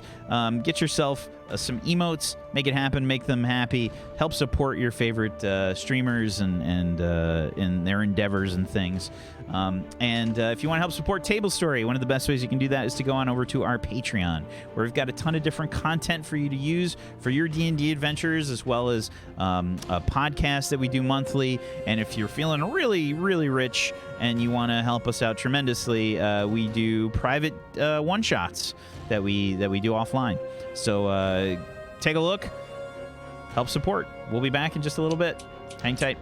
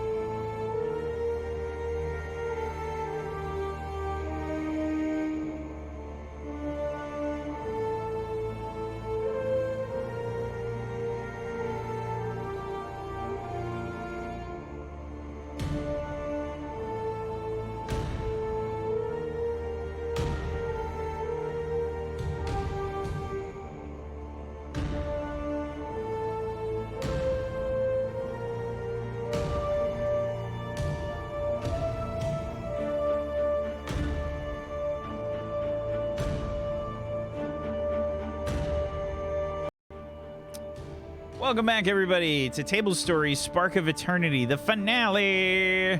Woo! The finale, the kaiju episode is happening. It's happening. So, our characters saw this massive Fellforged Titan coming over the southern hill, basically. Cleo is trying to get behind these, like, strange helm controls to try and pilot this thing. And who's going where? I'm taking the grapple arm. You're taking the grapple arm. Yeah. Okay.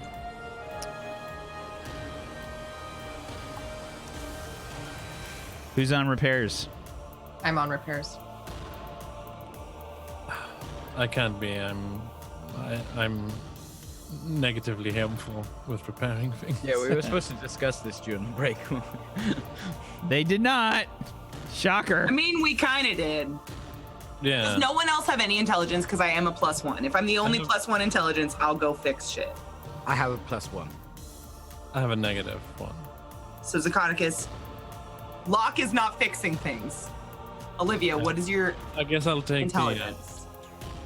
I mean, Ophelia, what is your intelligence? Yeah, Ophelia but also the only person with spell with slots. a lot of spells. Next. Oh. Yeah, how many That spell matters. slots does Olivia have? Ophelia. Why is How do you guys not know her Ophelia, name? I fucked it up. Like 3, 4, 5, 6, 7, 8, 9, 10, 11, 12. a lot? Yeah. I think I wait.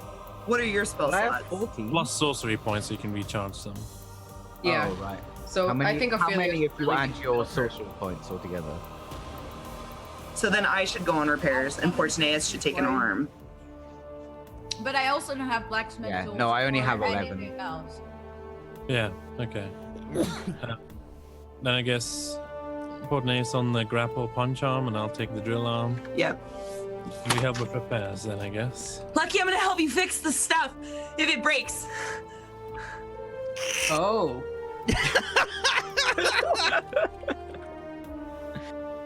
Great. Cool. Okay. Do you take direction well? Yeah. Uh-huh. Let's go. And I just run off. Sorry, can we get a deception roll on that? Yeah, go ahead and roll me a deception check there, please. Please, Prada. Here comes the natural. That's a 4. Lucky, go ahead and give me an insight check with advantage. With advantage. Yeah. I like it. Cool. An 18. She might be lying. Cool. Great. Okay. So, just to be clear, Locke, you're on the drill arm? Yeah. Okay. That's dex based, right? Mm-hmm. Go, Iron Foxes. Woo! Okay. So, Cleo says, "Oh, all right, everybody in position." I think so. Ma'am. Yeah, there's all these like strange like levers and things like all over the place. There's like ropes, just kind of like with steam whistles and whatnot inside there.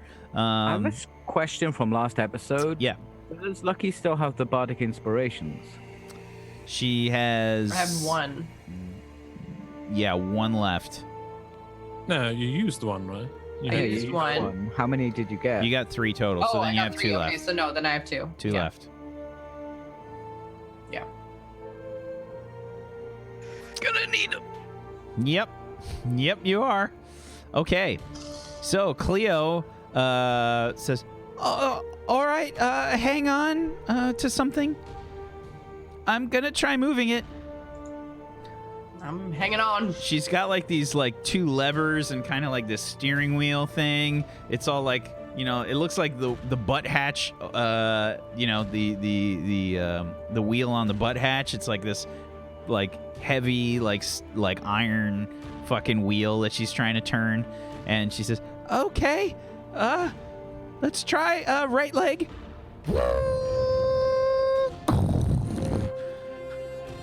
Left leg. Right leg. Left leg. I think I've got it. gonna stay in. Did we close the butt hatch? Are we sure you No, the do butt that? hatch is flapping right now. Who was last in? I don't think we Cornelius, knew. I think. Might have been Cleo. Me. It was me. I'll take care of the butt hatch. All right. No, No, you're in an I'll arm. do it myself. And can I move the arm to close the butt hatch? The grapple. Go ahead swings around. and give me a dex check, please. You Plus said your it was plus strength. five. for this arm. Immediately drives the hand Drink through the the butt. ass. Is there athletic for this Into one? the ass. No, no. Grabs Lucky. Pulls No. Lucky out. Yeah, you're not punching. And This, Like you're- flings Lucky at the golem. you're trying to grab the hatch and close it and turn the No, I'm hatch. just trying to slap my own ass. Yeah, but you need to turn the wheel and things. This is a dex check, my friend. I'm smacking my own ass. This is a dex check, Peachy, for fuck's sake. It's right there. Oh, a save. I've done it. Well, it doesn't matter. It's the save. Okay. You see this arm like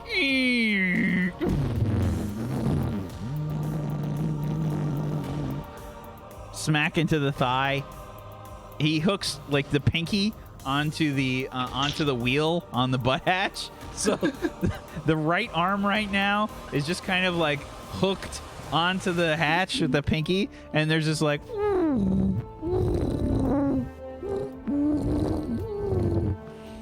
Cleo's, we're turning a little hard. Can we get the arm back for stabilization? Trying. I'm stuck on the ass. You guys are starting to like list a little bit to the I'll right. give you a hand. Ah, I We're put- tipping. ah. I help him with mine. Yeah. You're gonna try and use the drill arm. Yeah. You screw yourself. Just the tip of it. Just poke it. Will that ass. Just the tip. Okay. That's it. Alrighty. Please make a We're dex gonna check die for me. ourselves. That's a 7. You the drill arm just kind of like smacks right into the thigh of the left thigh basically of this thing, and everybody's kind of like wobbling a bit, We're and so dead. yeah, Cleo's like, I can't drive if you're going to hit us. Sorry, I'm kind of new to this. We'll literally kill ourselves before we Right, even just get forget about the button hatch. I can do it from the inside. Can it be closed on the inside? It can Yeah, be of course closed on it the can. inside. I'm going down to fix the butt hatch. Oh yeah, you're free roaming anyway. Is that a phrase you said before, or is that a new thing for you? It's, more common than you'd think. Oh God. Going down and fix the butt hatch. Let's go. Okay. Yeah, you could just close it. I mean, but he's got the pinky of the grapple arm is just kind of stuck on the wheel there. Can I kick it out? Yeah, go ahead and give me a strength check or athletics check, probably just to smack that arm away from the butt. That's a 6. You just kick out with your foot. This is a giant fucking arm that you tried to move with your foot. It doesn't move. Yeah, can I try and move the arm out of the way? Can I unhook my pinky? Yeah, go ahead and roll me another dex check there. I'm so mad about this. I am so. Oh, Okay, you managed to thank get the God. pinky unhooked from the butt hatch, and you grab the hatch there, Lucky, and just kind of slam it closed and turn the wheel. Let's not put any hands towards the butt hatch anymore. Please. Ouch. Sure. Okay. For now. Consent has not been given, everyone. No, but Fuck, I'm looking at you. I'll behave myself. And I just try and get the drill arm pointed somewhat forward. Yeah, sure. You try and get the thing like more. That's better. Cleo's like.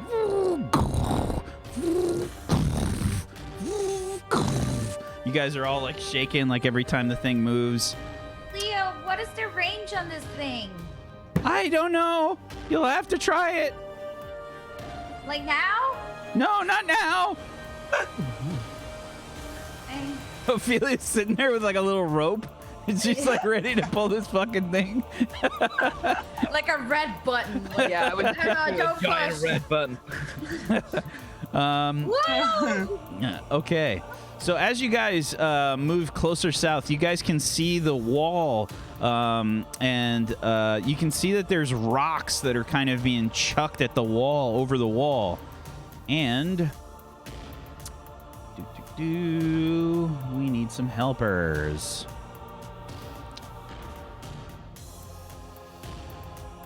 Had to be sure who was going where first. Okay. Hold on, let me just double check my notes here. Who went where? Okay.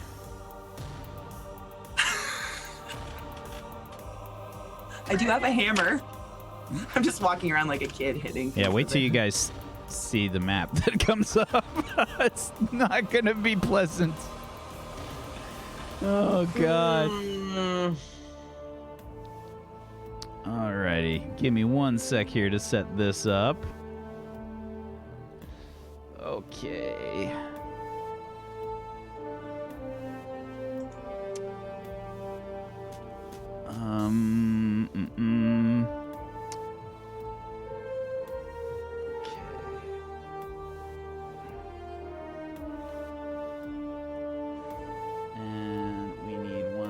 Spicy sapphire, where'd you go?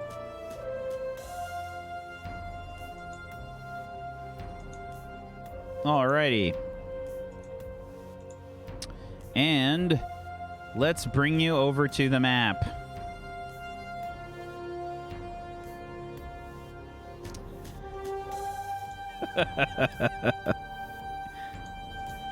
Oh. What? Oh wow. Oh my god. Oh, that huge thing. That's how big he is? Oh my god. What the India sort of big as that. Yeah, everything will be fine, guys. Everything will be just fine. royally? What's our threat range in this thing? You'll find out. Okay, so now you guys can really kind of see this clockwork golem thing in comparison to the Fellforged Titan that is moving very slowly towards the wall of the village, just destroying the farmland outside the village right now. And part of the wall, has already been destroyed by some giants. Right next to the gate here. That's an unfortunate roll. This one has basically been mostly destroyed. Yeah, there's several giants that are making their way towards this position in the wall. And we're gonna need some initiative. Now, the way that the initiative is going to work here is you guys are going to have one turn when your turn comes around to try and do your action when it comes around, okay? Could go bad, could go well. We'll see. That's the way D&D goes. Woo! And Cleo's going to get a turn as well. So let's add that. The Clockwork Golem, the Fellforged Titan's going to move on 0. It's very slow. And I'm going to just roll some dice for these guys. Which color? I'm just rolling regular die. I'm rolling for the Iron Foxes right now. Oh. Okay, so Vulpan. Did I put 2 Vulpans down? I did. Oh, I'll take it. You want 2 Vulpans? Yeah. Not so that'd be much. great. Not so That's much. pretty good. If it was 2 Urfies, I think you'd want that. Can I have 2 India? 2 Triceratops? 3 Triceratops? 10 Triceratops? Spicy's over there. Okay. Did I forget somebody?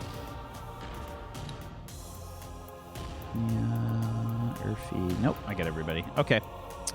Yeah, so Urfi and Ignia are behind the hole in the wall thing that have just kind of that's just been opened by the giants. Let's add turns for them. Oh my god. Way too many things. Let's put this on the map layer. Come on. I mean, this is insane anyway. I think it's people are expecting something not to be perfect right now. It took me forever to do, by the way. Dude. Okay, so Urfi only got a 2, unfortunately. Next was Ignia. Ignia gets a 14.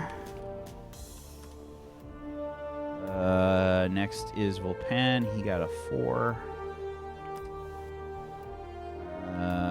Kelvin and Spicy. Who's next? Spicy's next. She got a 16. And Kelvin got a 9. Sounds about right. Okay, and the Clockwork Golem. Who wants to roll a d20 for that guy? Which one of you? I'll do it, sure. Okay, roll me a d20. Peachy. I know. That face. Well, Okay. And then we need rolls for the giants. above average. Okay, I'm just going to roll d20s because if I try to open their character sheet right now, everything's going to explode. Don't do that. Oof. But don't you also want to add animated tokens to make it all work even better? Oh, God. Okay. Let's get some orders. All right. The hill giants are going to go first. And there's a whole shitload of these guys. And they're going to take aim at the walls for sure. They're going to start heaving some boulders.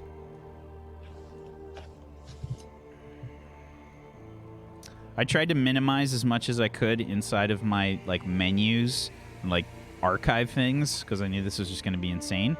And it's still just so much stuff. Okay.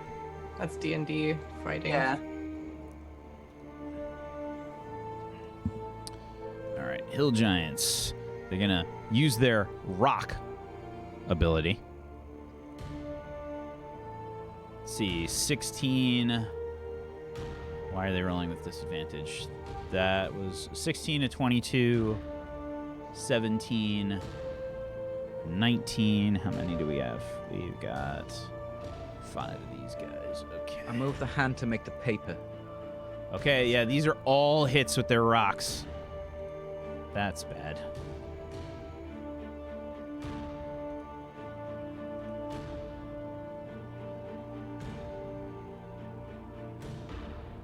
That was not a crit. Why did it roll like it was a crit? Oh my god, 30? What the fuck? Oh my god, this wall is so fucked.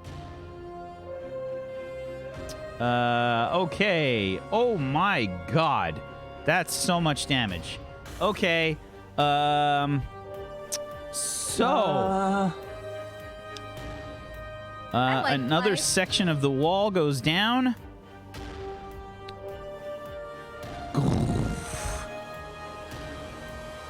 These 3 sections of the wall go down. Alrighty. The wall to the left of the gate, to the west there, is all just kind of open right now. The giants have knocked that down. Spicy Sapphire swirls around Baron Volpan, and she says, "My lord! I don't think that we can win, my lord. We should probably leave." Spicy, you've never once been a coward. Not once since I've known you. Don't start being one now. We need to stop that thing, and we need to stop all of those giants. Are you with me, Spicy? Until death, my lord. Then let's do this. Hit that giant. He points to one of the hill giants. Spicy is going to zip over here and will fire her frost bow. She's so small. I literally thought for a second that we were the thing that was on the right of like Ignia and the wall, and that the clockwork golem was the enemy. And then I saw like the little thing in the bottom right. Little thing. And I was like, oh. Yeah. Dead. Yeah. This is not good, guys. This is going to be brutal. Okay, Spicy is going to try and take a shot here. Good luck to you, Spicy. Okay. She will turn on her Frosty Rage and will shoot twice with her Icy Shortbow. Unfortunately, she's going to be on disadvantage because they're just out of range.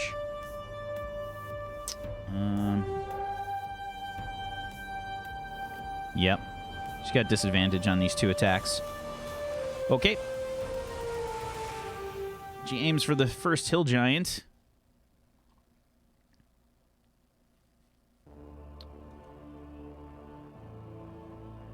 That is a hit. For 5 damage. Second attack. Adorable. 13. I'm pretty sure that's a miss. Nope, that's a hit. And that's for... They also have to make con saves. For 10 damage. Okay, and let's see. They're going to make con saves or they're going to become poisoned. And if they roll 5 or lower, the poison target falls unconscious. For that many rounds. Okay, so let's see. It's a con save. Good thing they only have a +4 in con. Should go fine. 2 con saves. That's a success. That's a success. They ignore the poison on the Icy Shortbow. She does really well versus smaller HP enemies, not so much giants. Okay, that's going to be it for Spicy's turn. Triceratops! Ignia is going to charge. I think that's out of range.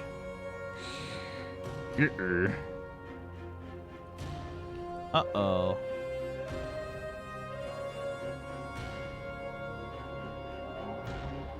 Oh my god, open the character sheet. Please. Please. Roll 20. It is so slow.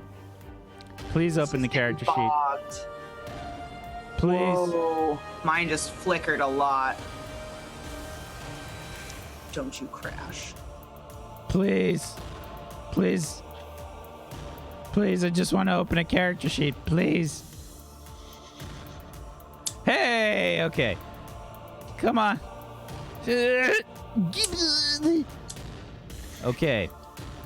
Let's close this. Maybe if I close some stuff, I'll try and close some things. Okay. Ignia does definitely not have enough speed. What about the Triceratops here? Let's try looking at the actual thing that she's using to ride.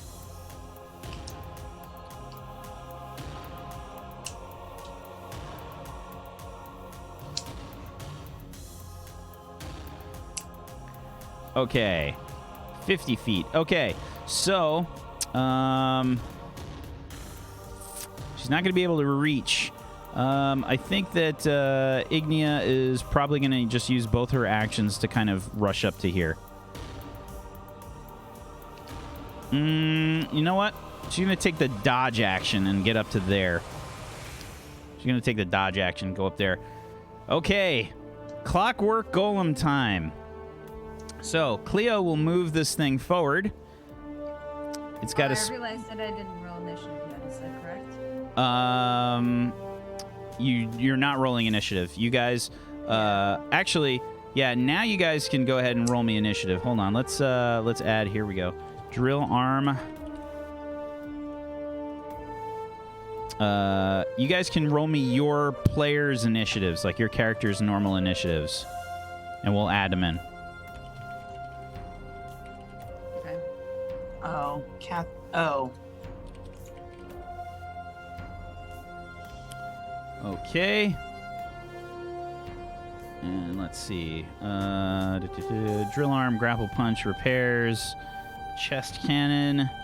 That is the second time I've rolled higher than everyone else. This is not good. It's not good. It's so bad. Hey, listen, Yeah. if there's a way for the Iron Foxes to go down, it's going to be in a kaiju battle. Okay? That is very true. All right, drill arm. Who's on the drill arm? That's Locke? Yeah. Okay, you got an 11. The grapple punch, that is Portinace? Yeah. 19. Repairs, Preda and Lucky. We're going to take an average of those two, so that's a 14. Chest cannon is Ophelia. She gets a 7. Okay. Alrighty, so what I'm going to do here is I'm going to put you guys in order underneath the Clockwork Golem.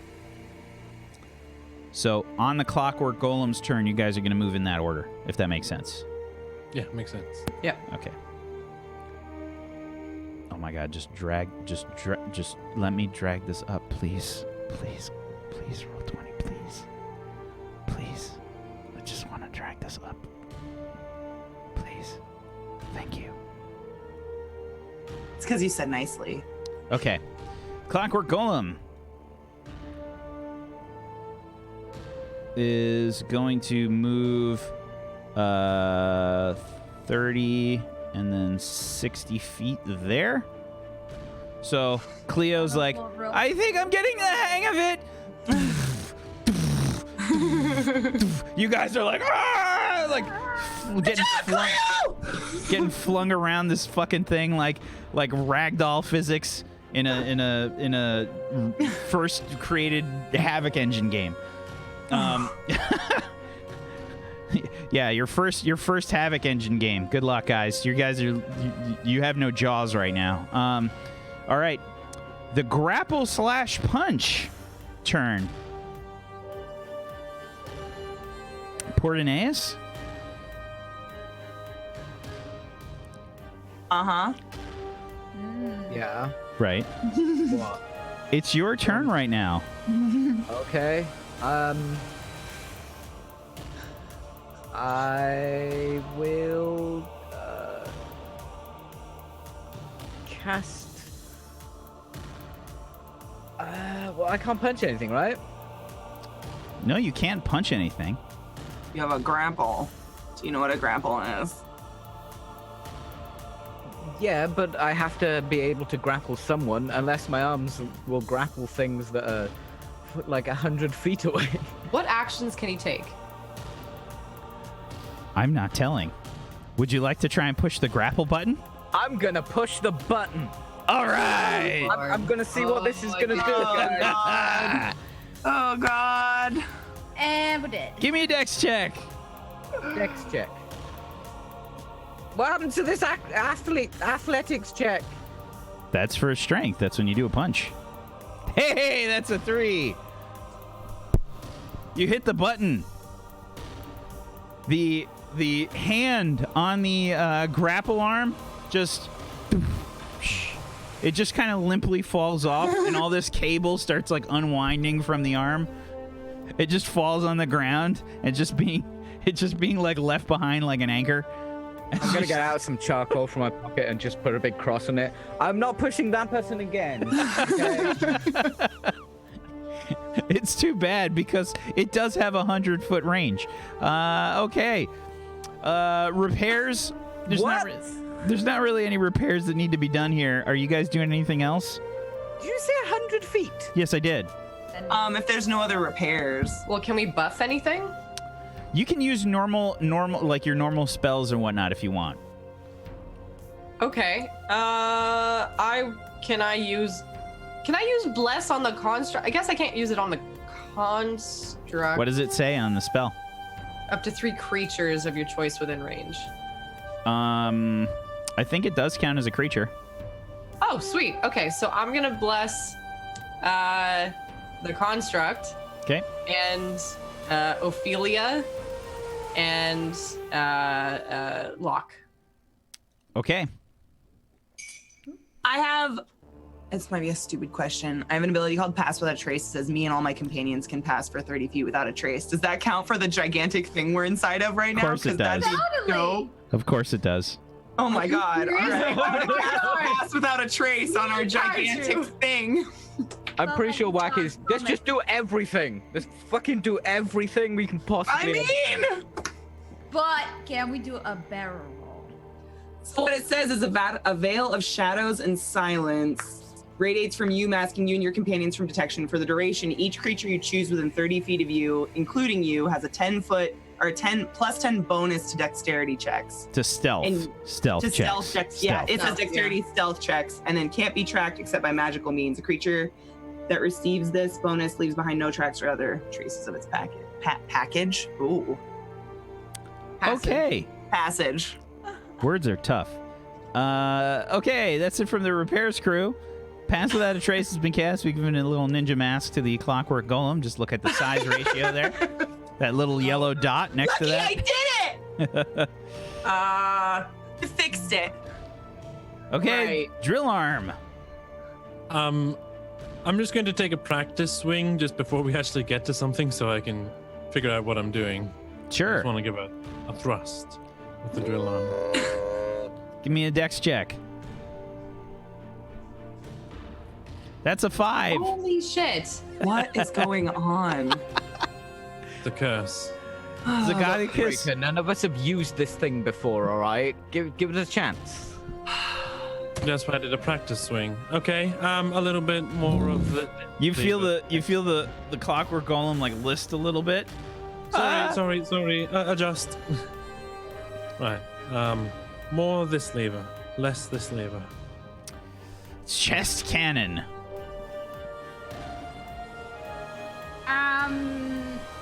What do I see? So in front of you, you have this. Basically, you have these 2 ropes, one on either side, right?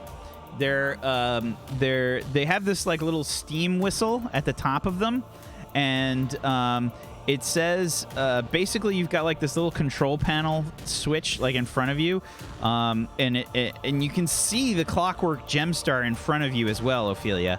It's right there, like right there, and. Basically on the little control panel that you've got, Ophelia is the only one, by the way, that actually asks. You guys all have stuff in front of you that you could have asked about. It says on the little like control panel, channel a spell into the Clockwork Gemstar. For a minor result, pull 1 rope.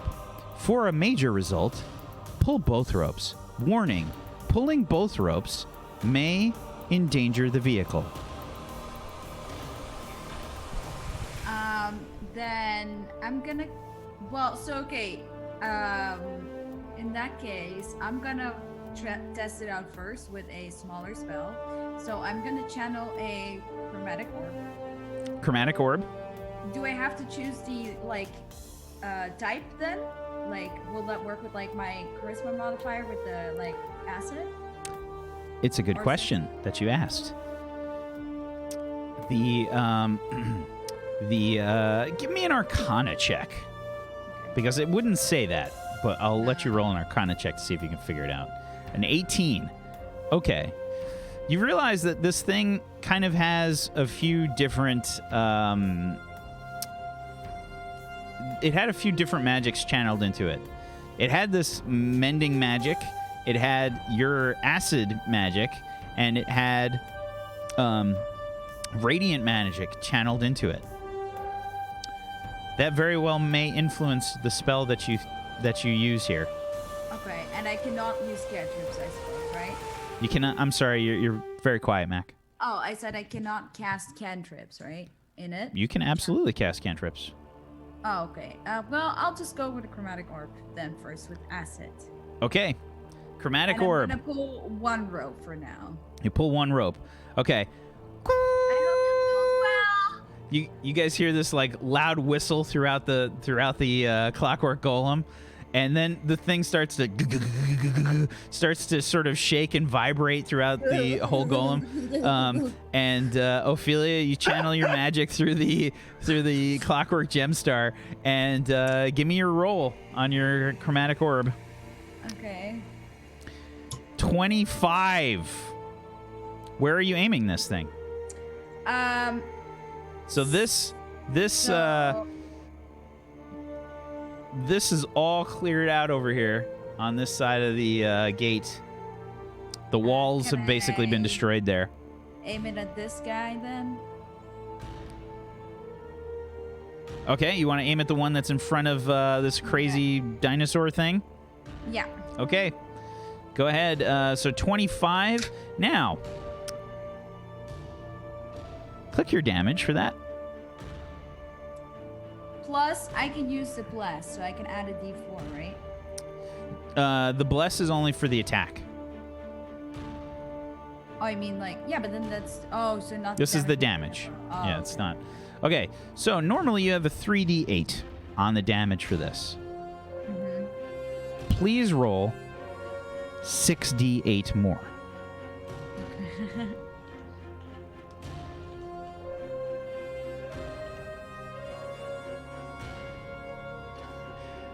40 acid damage. Damn. Does my charisma modifier also count for the... Does that get modified too? It's already added once. It's already added. It's just once. Yeah, you don't get that, unfortunately.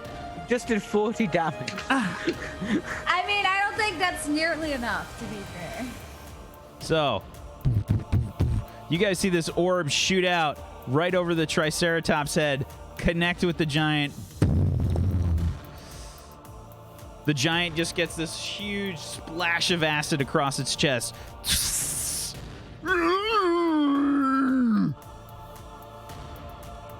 It's still up, but it looks... It got fucking blasted. Yeah. Okay, well, I think that worked. You guys... Nice shot of him. Jeez. Okay. It looks a little bit damaged. I can't really see it so far away. I think you have melted him. It's fine. Ow, ow, fuck. The stone giant's turns. This guy is going to rush up to about here, I think. I don't think I'm going to try and use character sheets anymore because they're just friggin' dying on me. We're just going to use the book. Okay, stone giants are going to chuck some rocks probably at this dinosaur. Hold on, how fast is this guy? This guy is 40 feet. Okay, I think one more back. Dinosaurs dodging this man. Yep. 110 feet. I don't even think they can throw it that far. They can with disadvantage. Okay. Disadvantage heading towards Ignia.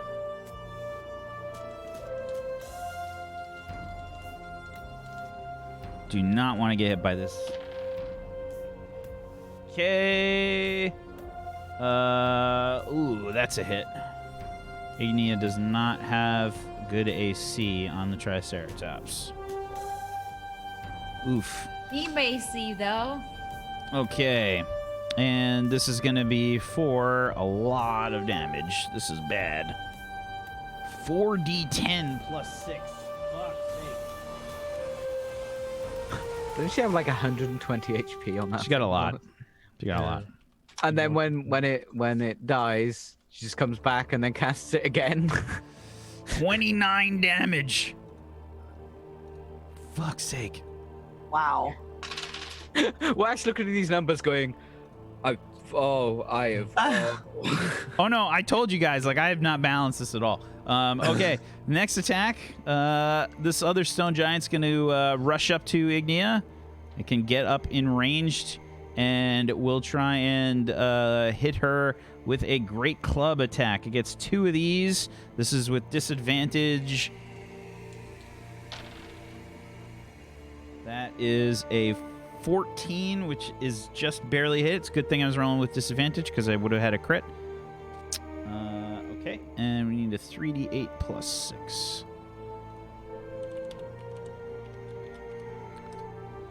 $21 damage, for fuck's sake. Okay, and then it gets a second Great Club attack.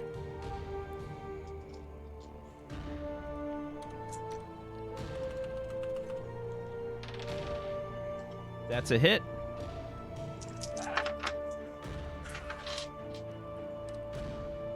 That's not right. What just happened? For 12 damage. Okay. Kelvin Ironbrew. Kelvin yells, Ignia! Look out! Get out of the way! And he's going to toss a bomb. Bombs doesn't hit us.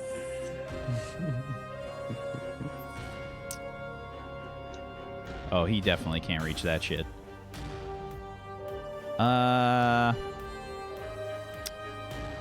Let's see. What's his range on these bombs? I don't remember it being that far. I wanted to say it was like 50 feet, 60 feet. 60. Yeah, I think it's 60. Sick that you can remember that, Zagonicus. Come on, character sheet, please. And then Please. it's 2d10 damage in a 10-foot radius. Pretty sure. Just got to see the max range. Come on. Maybe it's 50. I think it's probably 120, but I'm not sure. Page is unresponsive. Yes, I will wait. There we go. Okay. Come on. Okay. Let's see. Range on a firebomb. Okay, 60-foot range. Okay, Kelvin's going to have to try and move. I think what Kelvin's going to do, he's going to ready an action. As soon as something gets in range, he's going to throw a bomb. Okay, Volpan. Volpan. Let's just see the range here. Oh, God, please. All right. He's going to jump to the gate with a Misty Step to there. He's up on top of the gate right now, and he's going to throw his Dagger of Venom.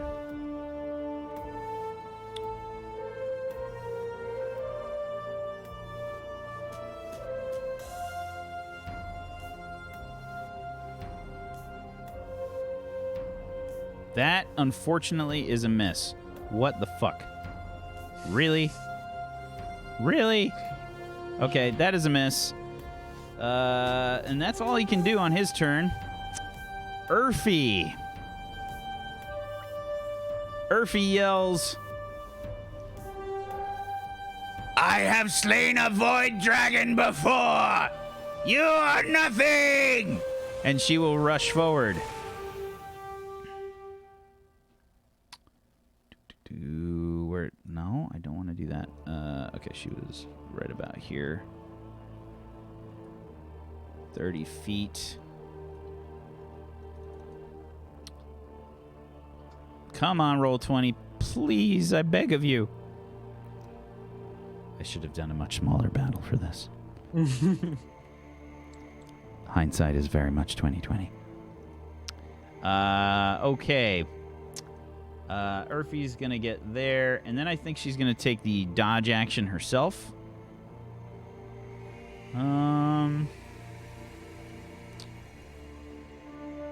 Just gotta kill people, whack. Yeah, it's gonna happen. Don't worry. There's a strong chance of death here. This is not gonna be easy. She will probably aim with her light crossbow. She might as well take a shot here.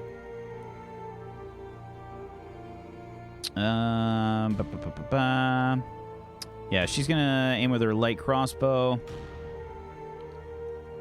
Oh, just let me scroll up, dude. Why? Why is this so difficult?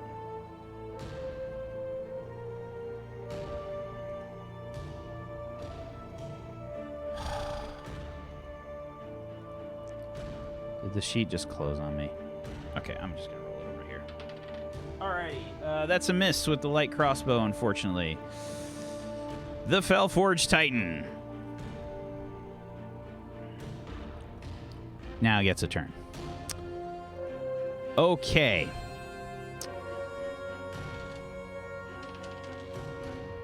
Okay. Doesn't do its mega attack yet. It only has a very small amount of movement. It's going to get there. Up to here. It only has 10 speed. Very, very slow. Actually, it's one back. Sorry. Okay. And let's see what the range is here. Oh, it's in range. No, it's not. Okay, never mind. It's just going to move forward 20 feet, basically, to get in range. That's it for its turn, this turn. Hill Giants. We're going to do a bunch of rolls here to make things a little bit quicker. Alrighty. Let's see. We need 5 rolls. They're going to try and get in range of Ignia and Urfi. This one's going to get up to here. Take a whack at Ignia. She's still dodging. That is a miss. This one will have to use both its actions to get there. This one will have to use both its actions. No, this one can get here and attack Urfi. That is a hit. I think it's a hit. Urfi, what's your AC? Oh, God, I have to open the sheet again. Oh, no. Oh, no.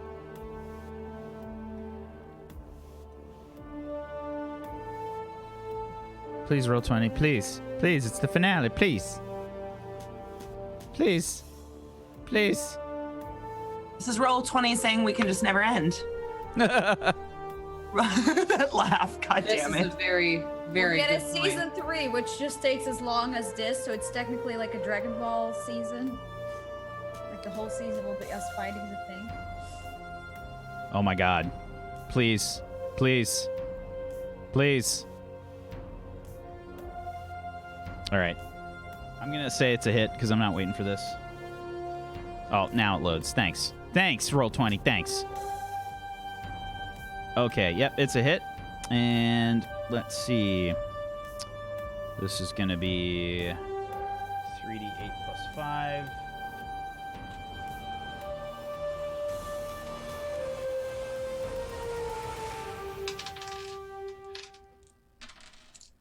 Okay, 7 plus 3 is 10. 15 damage to Urfi.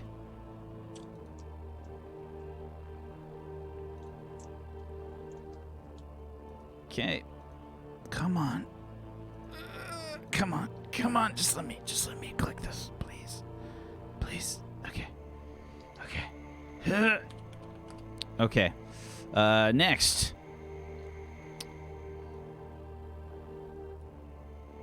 This guy's going to move up to here, use both of its actions. Oh, he's got to move him back 1. This guy going to get to here. Okay. Spicy Sapphire is going to move over here. She's flying in the air right there. And she will shoot her icy short bow again. Probably at this one, the one that's already taken some damage. Actually, she'll probably move just out of the way of that cannon. I think just to be a little safer. And this is going to be her icy short bow of rage. This is a regular attack now. And she will attack recklessly. Let's give her advantage on this. Here we go. That's a hit.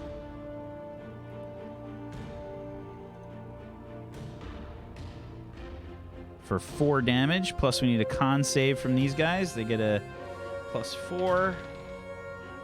That's a fail on the con save.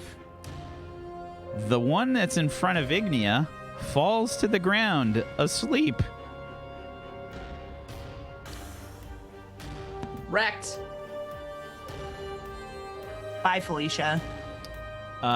She attacks the next one, which will probably be this one over here. And let's see. No, I didn't want to click on it. Oh my god. Okay, let's see. That's a 24. That's also a hit. For 3 damage, plus the possibility of poisoning it. Okay. Not rolling great in her frost damage. Oh, that's a natural 1 on that save. So that's also a fail. This guy also falls asleep. And I got to roll for how many rounds that's going to be for each of these guys. 2. Okay. Okay. And that's it for Spicy's turn. She just knocked 2 of these out. She knocked 2 of the giants out. Ignia's Spicy's turn. gonna win everything. Spicy is the reason we're gonna actually maybe survive. She's the Earthy of this fight. Ignia's going to back up. And she yells, Triceratops! And she's going to charge forward and try and gore this one right here. Well, actually, she'll probably do it on the stone giant since the stone giant is actually still awake. And let's see. This is going to be trampling charge. So it gets to, let's see, +9. That's an 11, which is unfortunately not a hit. Okay. I see nothing has changed. The clockwork golem will move forward. This thing's fast, by the way. That's the main difference between this and the other one. Cleo yells, where should we go? Let's clear out the giants first, I think. Oh, all right. She rushes forward towards the nearest giant, probably trampling this little house over here. And the grapple punch turn. The grapple is on the ground back there. It's just, there's like a cord. What buttons do I have? Okay, good question. Something everyone should have asked. I asked that. I was like, what actions can we take? No, you asked as Vandy, and you asked what actions that you can take all around. I'm not going to answer that question. Come on. Well, Come on. You know me. You know me. Come on. So you have basically a retract grapple button. You have like a sort of like a piston that you can kind of drive forward for the punch. On the little control panel, it says grapple extends 100 feet. If successfully grappled, you can force the creature that you grapple to make a strength saving throw. If it fails the strength saving throw, you will pull it close to you. What the fuck is a strength saving throw? I'll retract it. Okay, you can. So the retracting the grapple is it basically will count as like a free action. Oh, okay. All right. I'll retract it then. Okay.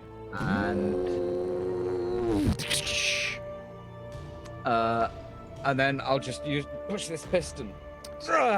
Okay, give me a strength check. Athletics works. Athletics. Yep. I'd like to use a luck point. Can I use a luck point? I'd like to use a luck point. Oh, how much do you guys like Urfi? Oh, we love her. D100 roll, right? It is a D100 roll. Yes. Peachy, go ahead and roll me a D100, buddy. 100. Here we go. 90. 90. Okay. Your attack is very wild, and you need more than a moment to recover. You have disadvantage on all attacks you make before the end of your next turn. Good job, buddy. So, Right. What happens is you drive the piston forward, but you do it like way too hard. You're maybe like expecting there to be more resistance or something. Like put both your hands on this thing and just like engage the lever here, and then like the whole clockwork golem starts to fall like off balance a bit. Like you guys start to like lean on one leg, like you see the left leg kind of like go up off the ground a little bit. What is happening? Oh, okay. Why are we moving? Does anyone know what a strength saving throw is? All right. Throw something at it. So as it stands right now, everybody that takes an action with this thing is going to get disadvantage on it right now for your attack rolls. All of us? Unless somebody repairs. What actions buttons can we see? What do we see? So, as far as what you guys see before you, there are basically you've got like you're set up right near Cleo, near the helm, and you can see there's like this crude picture of the clockwork golem, and there's like these little blinking lights next to it. You see a red light, a yellow light, and a green light. All the lights right now are yellow. The arm just went red for a second, and then it switched back into yellow. So they're all yellow and blinking, and on the panel you can see that it says, if you would like to make repairs to the clockwork golem, please move to the nearest location that is flashing yellow or red. Yellow means that there is a status effect applied to the clockwork golem in that position. If you would like to repair this, please move to that indicated position and roll your blacksmithing tools or an int check to try and repair. Bucky, how are these lit up? I don't know. Oh my god! I'm gonna go over to the drill arm, or Fortunatus is in the drill arm, right? No, in the grappling He's in the arm. grapple. So I'm gonna go to the grappling arm and I'm going to roll the blacksmithing tools. Okay. When you go to the arm, there's just smoke everywhere, and I'm going. 23. Okay. Everything I push nearly kills us. Yeah. Probably. So, you rush in there and you start trying to assess what's going on, and you kind of like you find there's like a few issues. There's things that are like overheating, and you kind of have to switch the there's some sort of thing called coolant, and you don't really understand anything, but you're kind of switching all these levers around, and somehow you manage to steady the grapple punch arm, and everybody's disadvantage is gone now. Prada, what are you doing? What do I see? Same thing?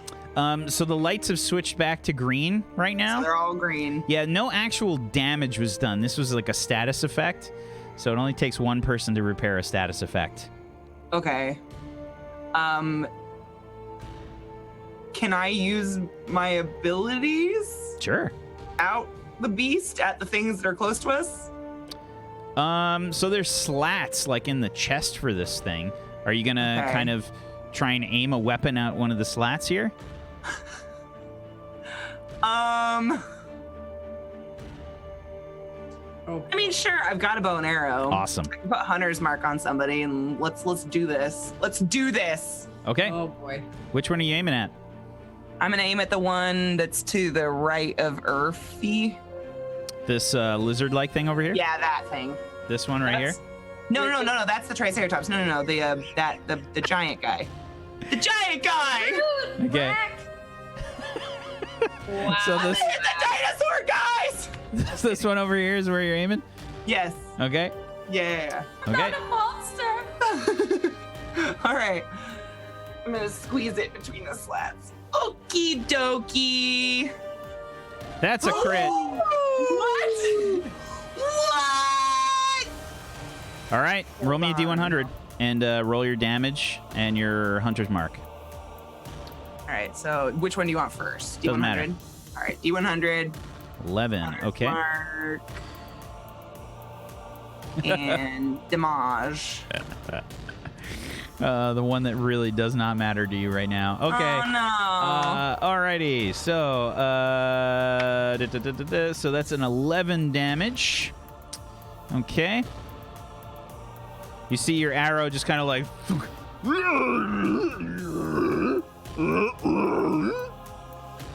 It kind of like looks up towards the clockwork golem. They're all kind of like looking around. All right, I'm gonna try again. Okay. Here we go. You basically Wait. see something like fall off of its belt that you seem to have knocked off. All right. There we go. There's the prey that we all know and love. The next attack just kind of you're like cheering and you fire your bow at the same time. Accidentally, probably. I probably have it knocked. And I'm like. It just Fly kind of off. the arrow just kind of slides out the slat in the chest and like falls out into the floor onto the ground. Drill arm.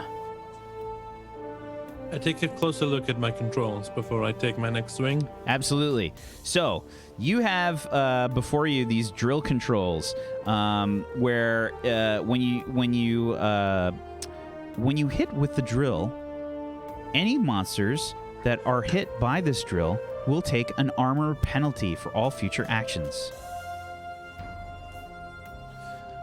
Okay, I spin the drill up and I take my swing. Critical attacks with the drill will completely destroy the armor for whatever creature you hit. Well, wish me luck. I'm aiming Good at luck. the nearest giant. Okay. I will use my bless. Okie doke. It's D4, right? It is a D4, yep. That's a 10 total. It's a bit awkward as the drill arm just kind of like swishes out. It's really hard to just kind of control and aim this thing. It's way harder than you anticipated. At least you look good doing it. Applies to everything. Chest cannon time. Ophelia. Cannon time. I'm going to try. I kind of want to. We're still aiming. We're never near close to the big guys, so I'm going to try with a. Pretty Does quiet. my spell sniper. It's probably cats. Can I still use my spell sniper stuff for this or no? Like Absolutely. Okay.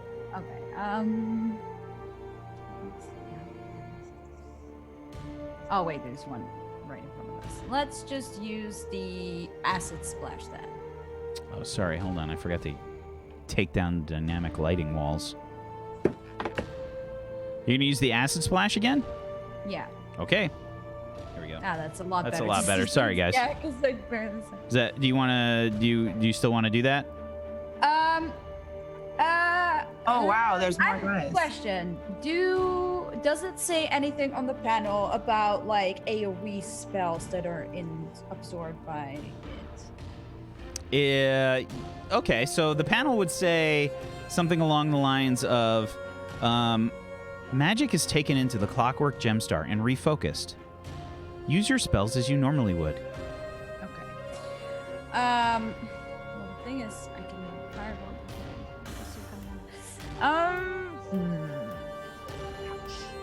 How do the giants look right now? They look like giants. Well, I mean, Two of them are asleep. Another one, I mean, there's a bunch of them. There's five hill giants, two stone giants. can I cast the fireball? You can. Is that what you're doing? Yeah. Okay. Can I get the thing on the floor so I can aim it? Sure.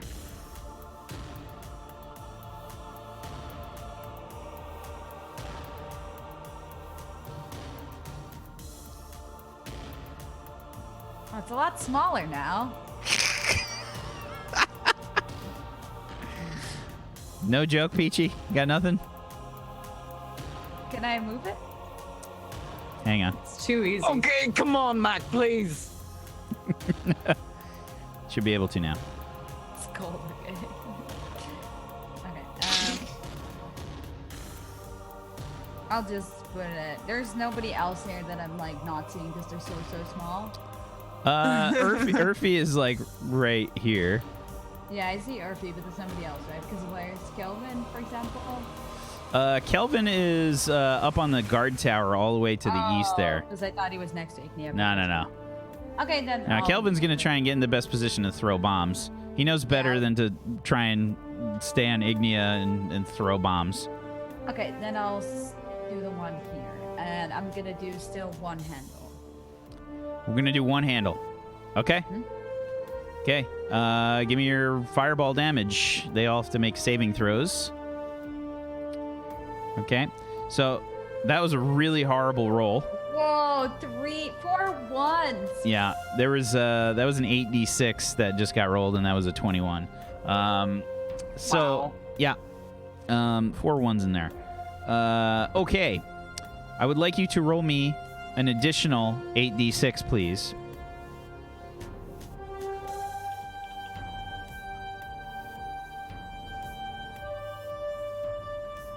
Okay, there you go. There's a lot of ones, but you still, that's average. That's an average roll.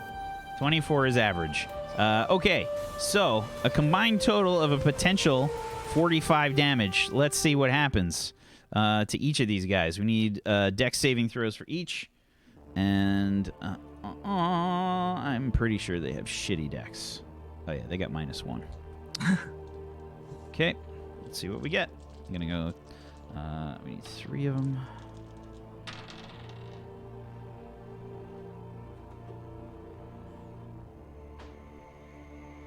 $17, 18, and a 19 I rolled. Oh my god. I was rolling the orange and the pink die, guys. I rolled the black one, too. Okay. Black one wasn't in the agreement. So that's so that's 20. That's still, listen, that's still 22 damage to each of these guys. That's good. That's still 66 damage on your turn. That's pretty solid. As your fireball blasts out, magnified by the chest cannon here.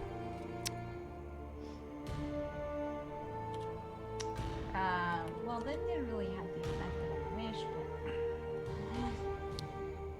Double damage. It's pretty good.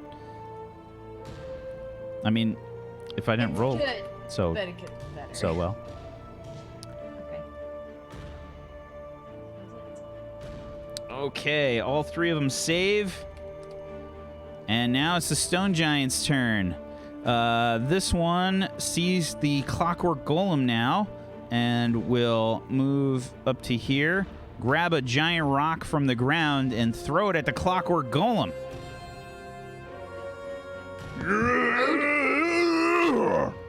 Launches this boulder at the Clockwork Golem.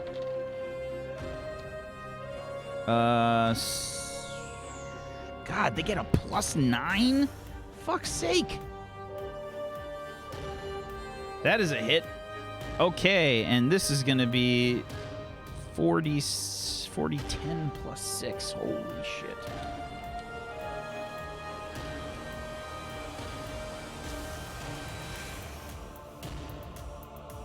Okay, 21 damage. Blasts the Clockwork Golem. You guys are all kind of like rattled as this giant boulder collides with the thing. You hear this like, ee! Cleo's just screaming her head off. Oh my God! We're all gonna die! Cleo, calm down! Focus, Cleo. We'll be fine. The one in front of Ignia will try and take a swing with its great club. Okay, that is I think that might be a miss. Hold on. 4 plus 9 is a 13. What do you got, Ignia, Triceratops? You've got a 13. That's unfortunate.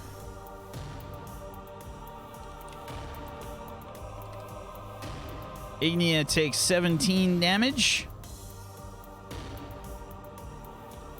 She's getting pretty beat up. Kelvin Ironbrew. Kelvin. is probably going to...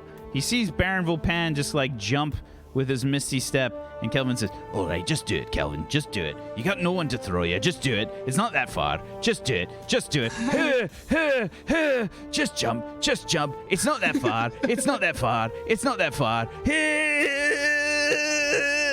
And he's going to try and jump to the gate. Your wife is in trouble. Jump, jump, jump.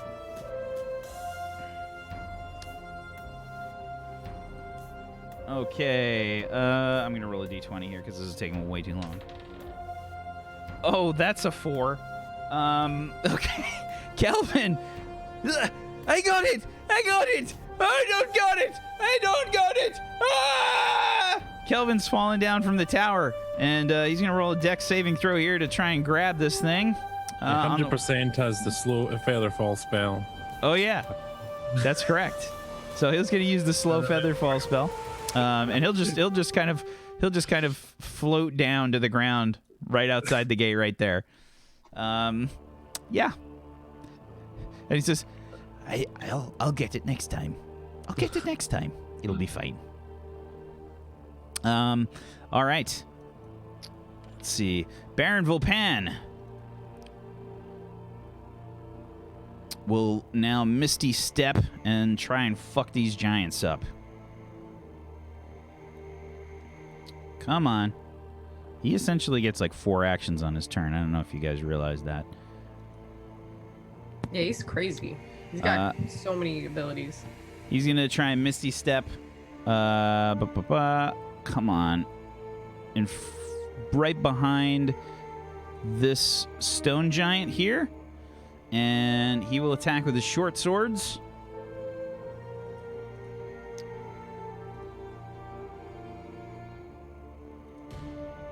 If I can friggin' get the sheet up. Oh my god.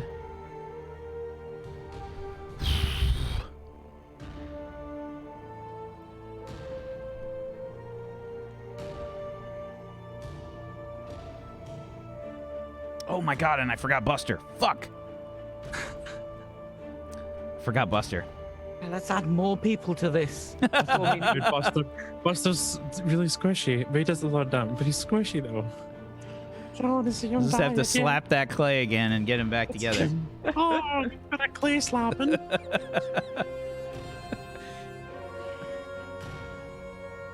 Please, Vulpan's character sheet, please. He crits.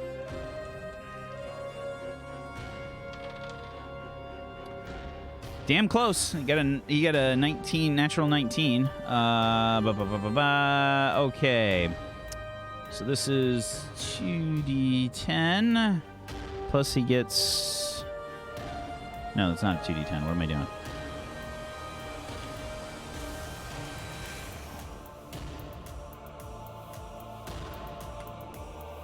Okay, 9 damage on the first attack.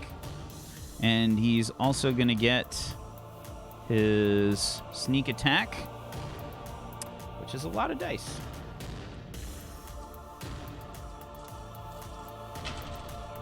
Okay. 10, 14, 22 extra damage. Okay. So that's a total of 31 damage on that attack.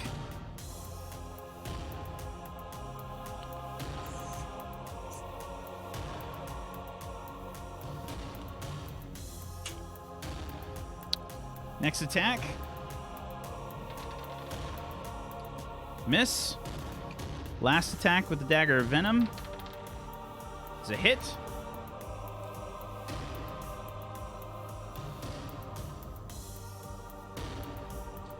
Okay. Blech. I have 6 damage from that. Okay.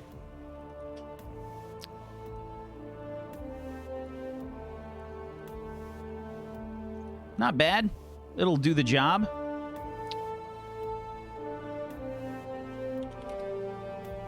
Alrighty. And Urfi. Urfi yells out, Baron Vulpan, are you alright? I'll be fine. We gotta worry about that thing. What in the hell is behind you? I don't know. I think I saw an arrow fall out of the chest. Oh. Okay. That's probably our trainees. What is that thing? She's like yelling up towards the clockwork golem. Preda is like hanging one arm out the slat in the front. Can it do anything? Why don't you attack the big thing? We can handle the giants. And Urfi will try and rush towards the giant over here and attack. And this could be really nasty. Story of our life.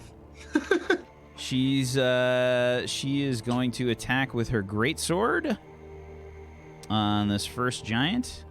That's a hit. Urfi's got a lot of stuff that she can do. She will use one of her Battle Master things.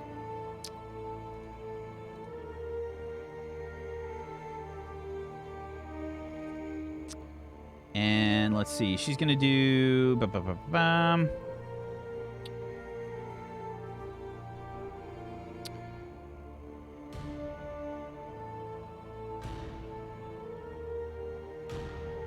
She's going to use her precision attack. And let's see. She basically gets to add to the attack's damage roll. 14 plus. What's her die on this? Superiority dice. 15.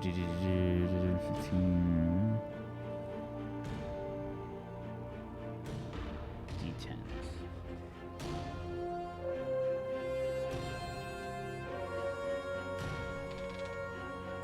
Okay.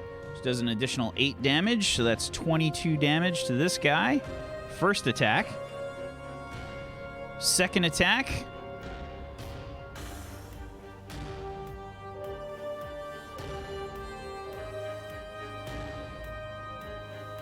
That should have been a 13, which is a hit.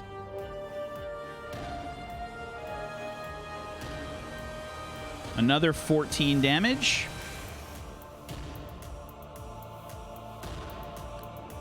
This one's looking pretty fucked up. And let's see. She's using another superiority die here. I think it's a bonus action for each of these. Oh no. Oh, she's gonna use another precision attack. Yep. Let's add another D10. That's another 8. Fucking nice. So Urfi just did 44 damage. There we go. And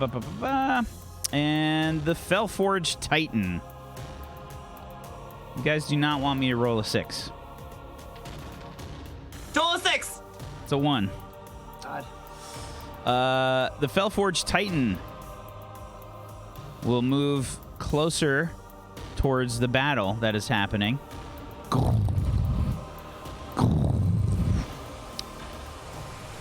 Inside the Fellforged Titan, Preda, give me a perception check.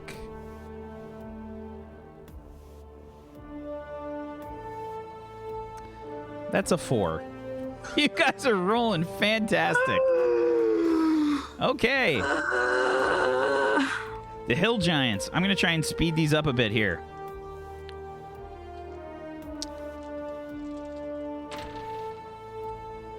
Success, fail, success, success. Okay. So, this last one I didn't have to do. Okay, so 2 successes, 1 fail. Okay. First one is attacking Urfi. This is a fail.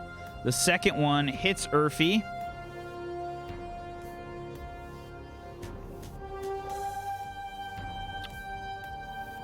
$3d8 plus 5. Okay, 24 damage to Urfi. That's a big hit. You hear Urfi just kind of grunt in pain. Ugh!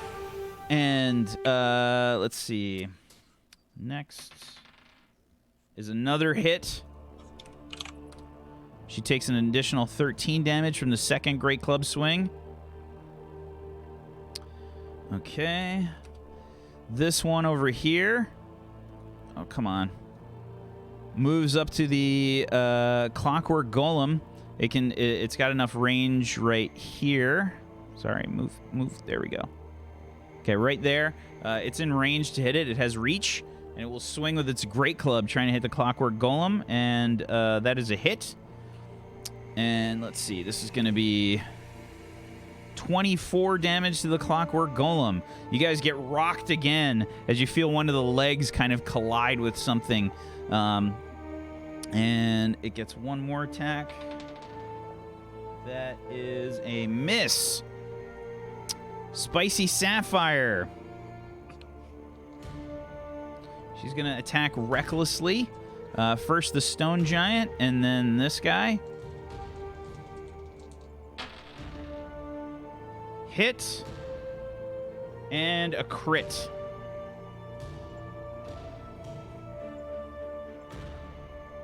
Alrighty. Let's see. We need some damage here. I'm just going to roll this for the damage. Okay. 10 damage on the first guy. And he's got to make a con save. That's a fail. Got a natural 2. Nice. He falls unconscious. The Stone Giant falls to the ground. Thud. Volpan's like sitting there looking at his swords. What did I do? And then he like looks up and just sees this like little ball of ice like falling to the ground. And he says, "A good shot, Spicy." She's just screaming her head off. And then she goes after the Hill Giant over here. And this one was a crit. So that's 4 damage plus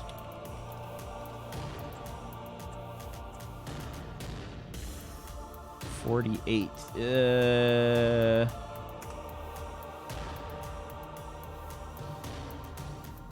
Staggering blow causes the target to be incapacitated until the end of your next turn. So, we'll see what it rolls on its con save. Succeeds on the con save, but she hits the Hill Giant so hard that it hits it in the stomach with the arrow, and the Hill Giant like it knocks the wind out of the Hill Giant. He can't quite seem to catch his breath. He's incapacitated until the end of his next turn.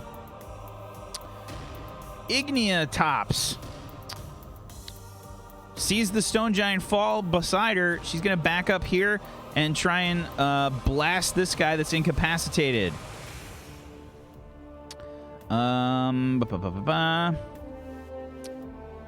Conditions, incapacitated. Does she get advantage? Can't take actions or reactions. No. Okay. So she will attack this guy. That's a hit. Almost a crit.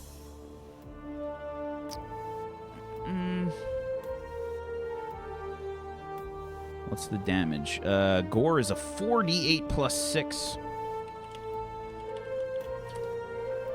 26 damage this guy takes. She kills that giant. Goodbye. That giant falls to the ground. Clockwork Golem.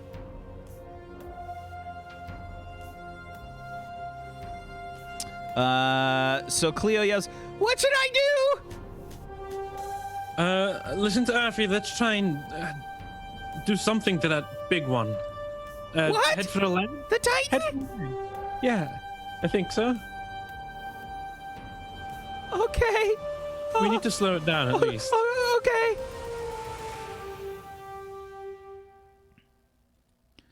She basically gets to walk all, over everything. I'm going to be honest, I'm with Cleo on this one.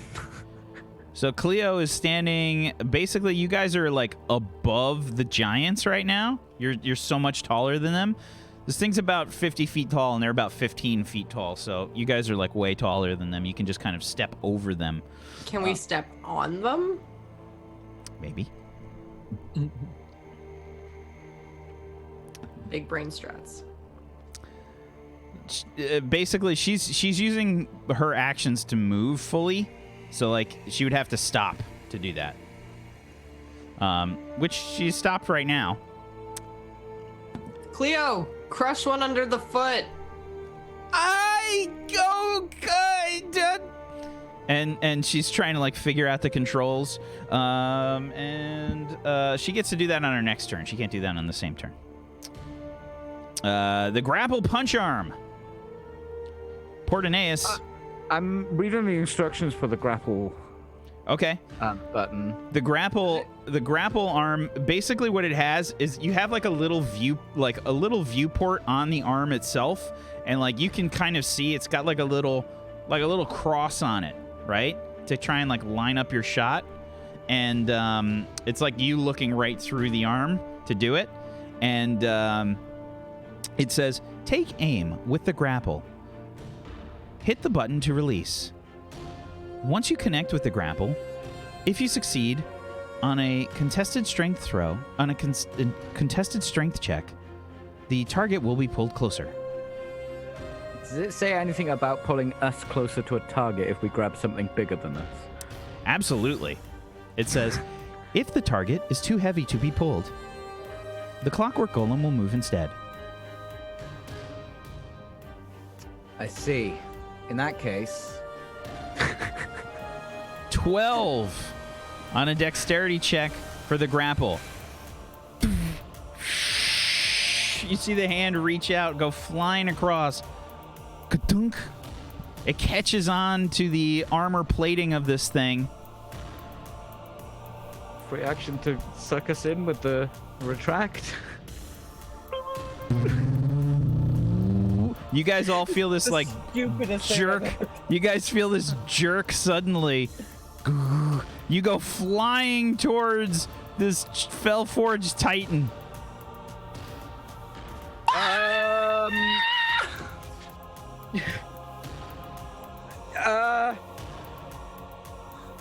Okay. What was that?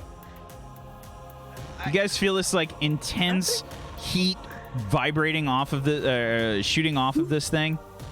Oh God! Kill it. Someone kill it! Kill it. Lock! Repairs. You guys have taken some damage. Your repair. What do we see? Your repair loadout shows that the legs have taken some damage.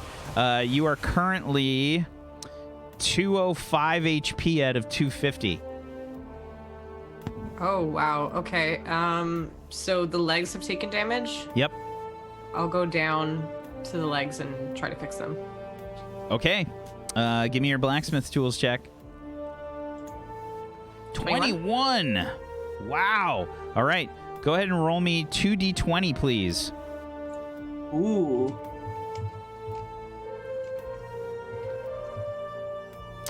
You managed to heal up 18 HP. Okay, nice. Oh yeah. Preda. Okay, I'm gonna try to hit it. I'm gonna move my hunter's mark on and try to hit it through the slats. Okay, doke. Chat. The Village thing. Chat. What? Chat. I wanted some guesses as to how much HP this thing has.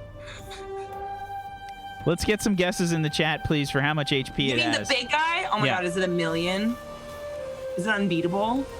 I mean, my arrows will never do very much damage. Is it even worth it? Go for it, Preda. Give me the attack. All right, here we go. 13 is still a hit. Unfortunately, it's not enough to get through the armor. No, all right. The Next. arrow just kind of like... Tink. How about that? Also a miss. It's not a miss, I should say. It is a hit, but it does not penetrate the armor. Patink. All right. Tink. Guys, got some pretty thick armor. I think we're gonna need that drill. And not my toothpicks. Okay, I'll try my best. You just gotta heal with me, man. Right. I don't have tools. I got this though, and I pull out like this really nasty old rusted hammer out of my bag. It's not a blacksmithing tool, but it's metal. Right? Engineering adjustment device. Oh my God. Okay. Drill arm. Yeah, I'm going to drill into the leg, I guess. Okie doke. Give it a try.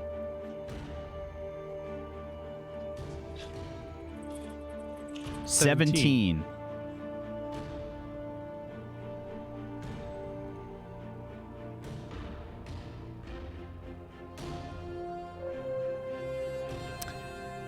$17. I'm trying to hit a button. Come on. There we go. Okay. The drill arm starts to swing towards the fell-forged titan. As it does, things go dark.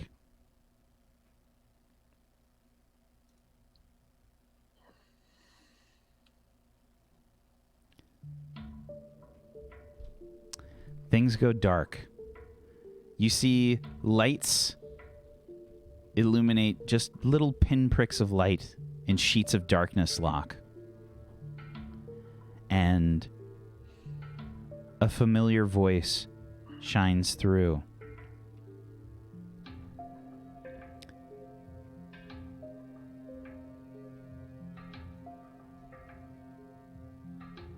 You hold yourself back. Why?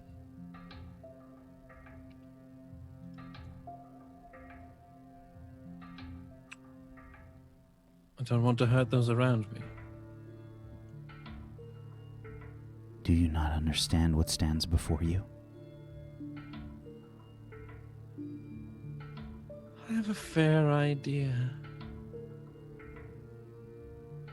Destruction, mostly.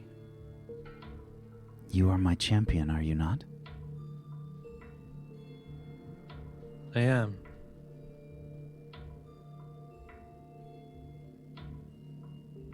I offer you a choice. I'm listening. Give yourself to me fully.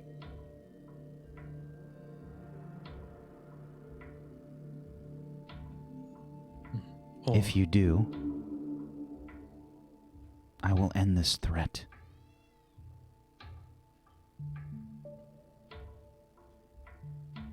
If you do not, then you are too weak to be my champion.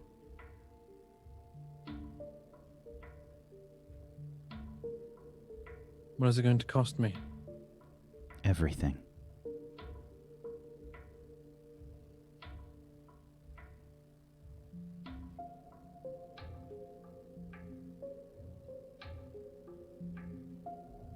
Well, just promise me that my sister won't be harmed by you.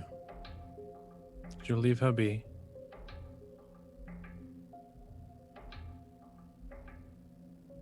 This I vow. This I vow. This I vow. Very well. Thrice, and it shall be done. I give myself to you. I give myself to you. I give myself to you.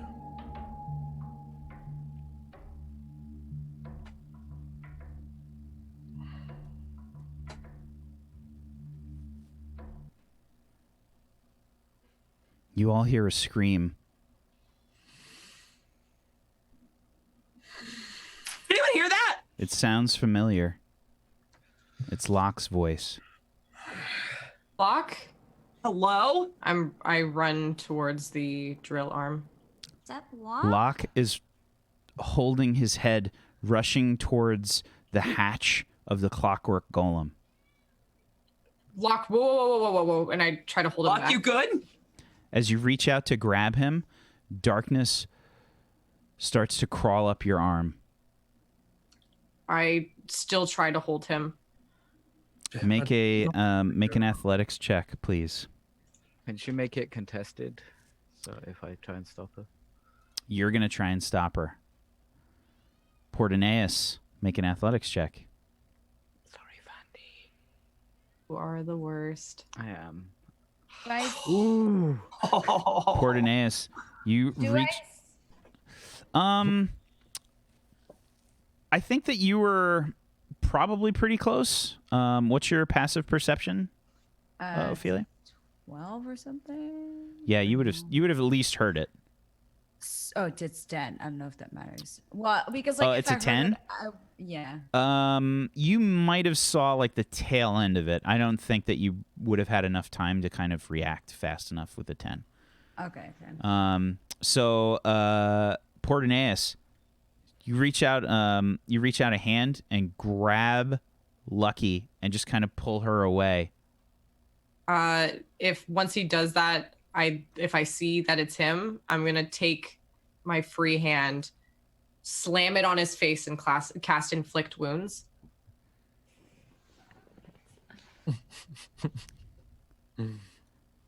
Why are we fighting? I don't fucking trust this guy. Where's Okay. Locke going? So he grabs your hand, pulls it away. You take your hand and slam your hand into his face. Give me your inflict wounds. I'm gonna cast it. Yeah, there we go. Okay. A 9, unfortunately. He moves out of the way. Portinaeus, you sort of shove her out of the way, and she tries to hit you. You see this like horrible necromantic energy on her hand as she tries to reach out to hit you. While this is going on, Locke has opened up the hatch on the clockwork golem. No, Locke. Let me go. As he's moving around and trying to get out, you see darkness shroud him completely. Wings start to form out of his back. He hops out of the clockwork golem into the darkness and the night. A new void dragon is born. I'm fucking. What?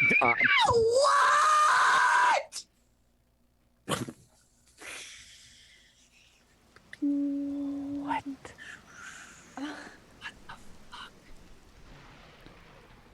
Its roar echoes throughout the land.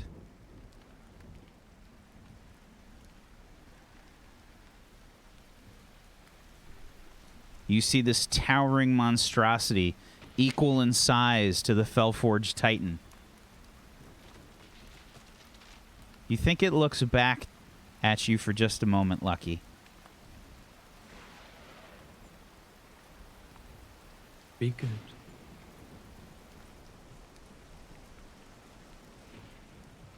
The Void Dragon pounces on the Fellforged Titan. Kung, kung. You hear it roar again.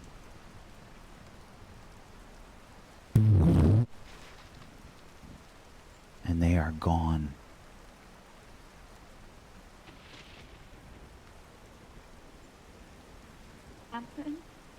Excuse me, what? Motion seconded. You Did son of a bitch. And I turn towards Portinaeus and I want to hit him with my mace.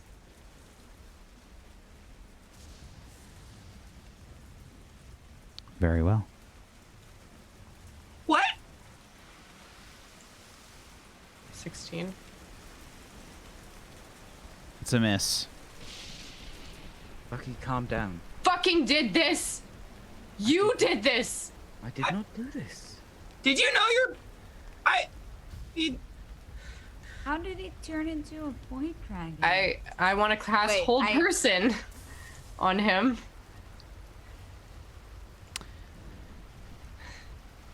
Portinaeus.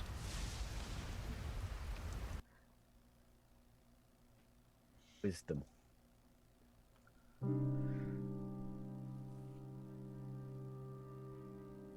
Darkness pools around you, Portinaeus. Oh. A dark curtain falls. Pinpricks of light dot this dark curtain. You think for a moment you see the stars move in the shape of a dragon. And then the cloth moves as if it is a dress, shrouding a woman covered in a dark purple light.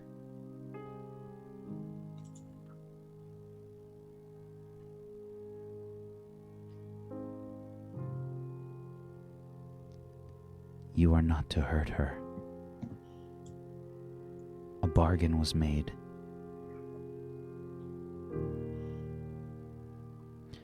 You have allowed my new pet to be born, and for that I am thankful.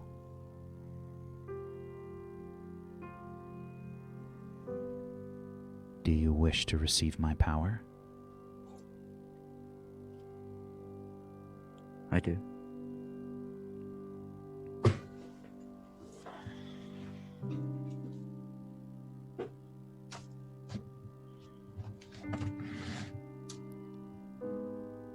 Very well. Pledge yourself to me. Pledge your loyalty to me and only me, and you will become my new champion. Is she a god? Roll me a religion check. Bet he feels this one after rolling well after Ben. Wow. Natural 24, natural 20, 24. She is an archfey, not technically a god. Right, so I can still keep my fealty to a god if I devote myself to her. Pledge yourself. It's in line with my god's wishes. Pledge yourself only to me, and I will grant you true power. You wish me to swear off Bane?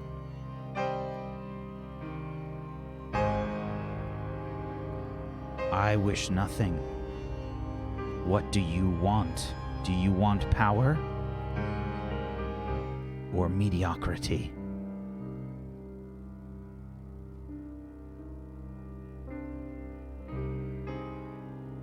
I pledge myself to you. Thrice and done.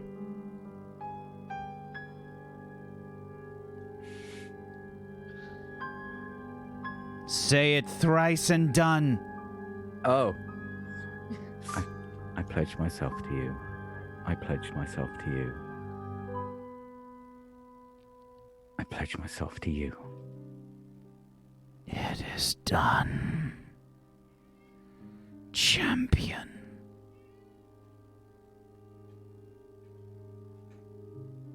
You see Morianda form in Portinaeus' hand.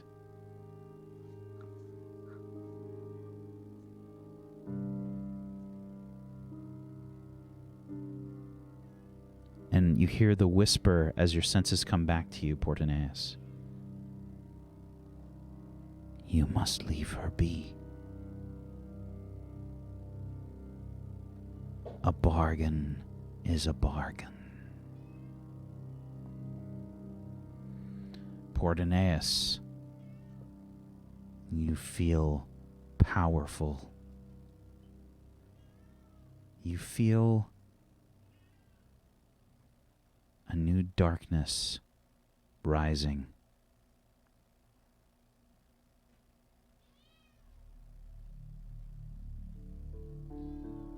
and you hear a familiar voice.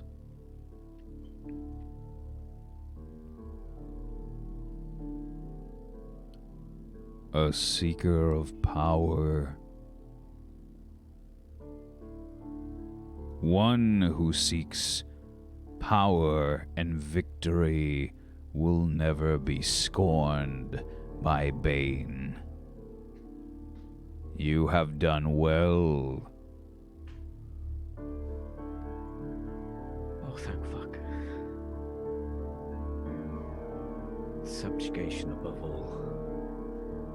Subjugation above all.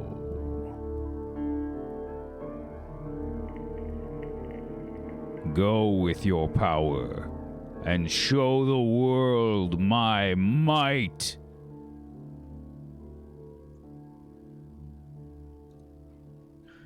Can I grow wings too? No. Okay. Although you might have access to Morianda fly spell. glow in my hand. Yeah, this darkness spreads out from Morianda all across the arm of Portanias. Ooh. You monster. You hear Urfi and Dedan sort of like yelling battle cries in the background. Large thuds landing all around you.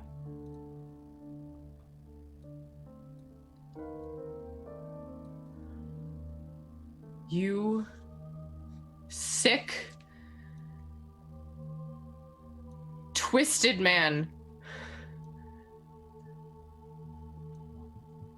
Those are my best features. I will kill you. I will kill you and burn you and make sure that no one ever touches that cursed item again. I'm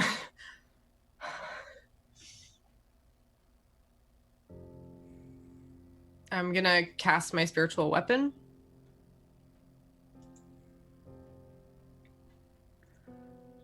Gonna cast Shield of Faith on me. I have, in the meantime, also walked to where they are, crawled rather. Why do you have his weapon in your hands? What is that dark stuff? I am now his patron's champion.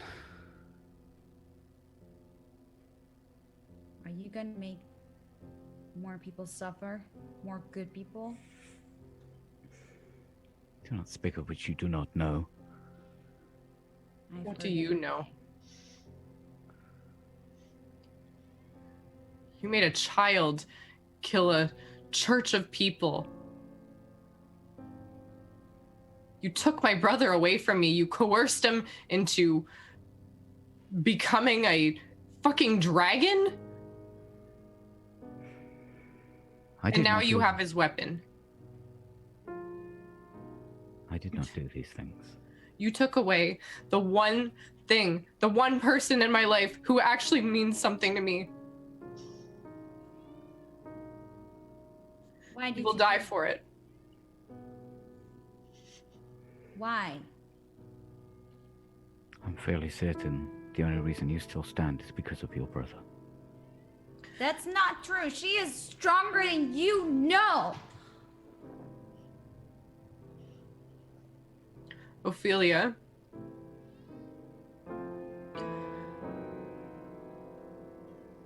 I will fight with you.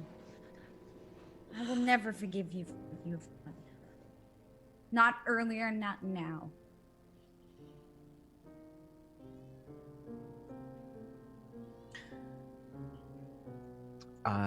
Freda. Can I cast a spell? Are we in turn order? No initiative order has been used yet. I am instead going to cast Spirit Guardians, which no doubt have now changed to these black, shadowy, maybe with a tinge of purple around. There's the a, edges. I mean, sort of thematically, they look sort of like Shadow Fae. What is the spell Spirit Guardians exactly do? Why don't you Can spam you it for them? link it? Yep. Sorry, I have to close it before I can spam it. Oh, I don't see anything. Okay, Okay, so sorry. Spirit Guardians. Let's find it in the book here. Because we're way over time. Spell not found. Rip. Yeah, I think there's an S on the end. That's why. There you go. So, you call forth spirits to protect you. They flit around you to a distance of 15 feet for the duration. If you're good or neutral, their spectral form appears angelic or fey, your choice. If they are evil, they appear fiendish. Since the shadow fey here are evil, we'll say it's sort of like shadow fey. In that case, if I see him cast a spell, I'm gonna counterspell him. Okay, the counter spells exchange.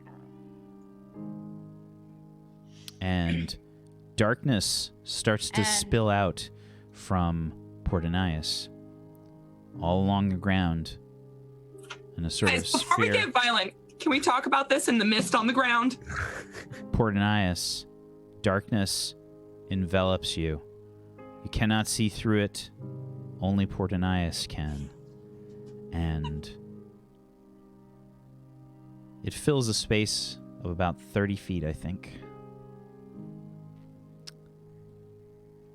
I was not able to counterspell? I'm confused. You can counterspell, but he cast... This is another spell. Oh, that was after this. Yeah. And it spills out all across the ground. Like to cast Portanias dispel magic. cast what? Dispel magic. So, as you cast Dispel Magic, the darkness starts to slip away, and Portanias is gone. Fuck. I wanted to kill him so bad. It would have been so good.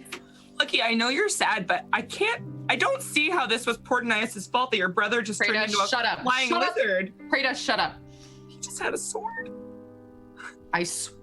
Prada, if you give me some time to explain this later, I can. But right now, I need to fucking find this asshole who took my brother from me. I'm gonna hop out of the Badge. the Felforge dude, or the Golem. golem. Can I cast detect magic if I sense him? Absolutely. You cast Detect Magic, and you see this sort of trail of darkness following this dark cloud, which is really hard to see because it's pouring rain out, but it's kind of moving away through the battle from the village. You see like another hill giant felled by Urfi.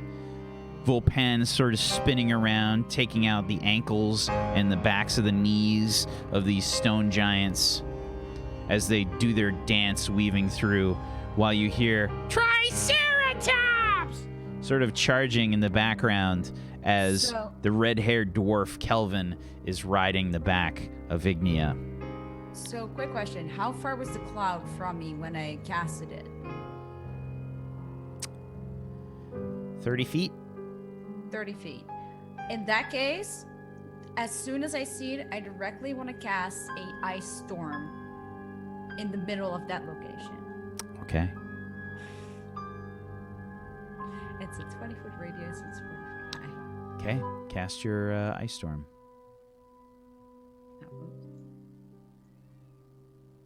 Okay. Oh. Make a dexterity saving throw, please, Portanias.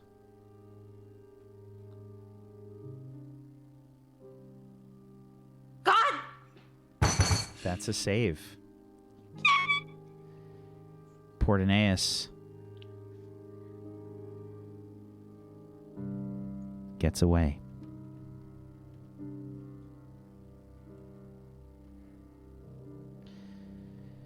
This battle is raging in the background, and we hear, as we come to a close,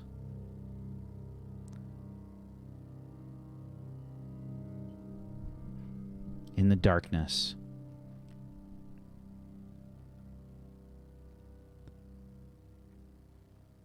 Sharastra will be all powerful once again. And that's where we're going to end the episode and the show. Oh, God, grief.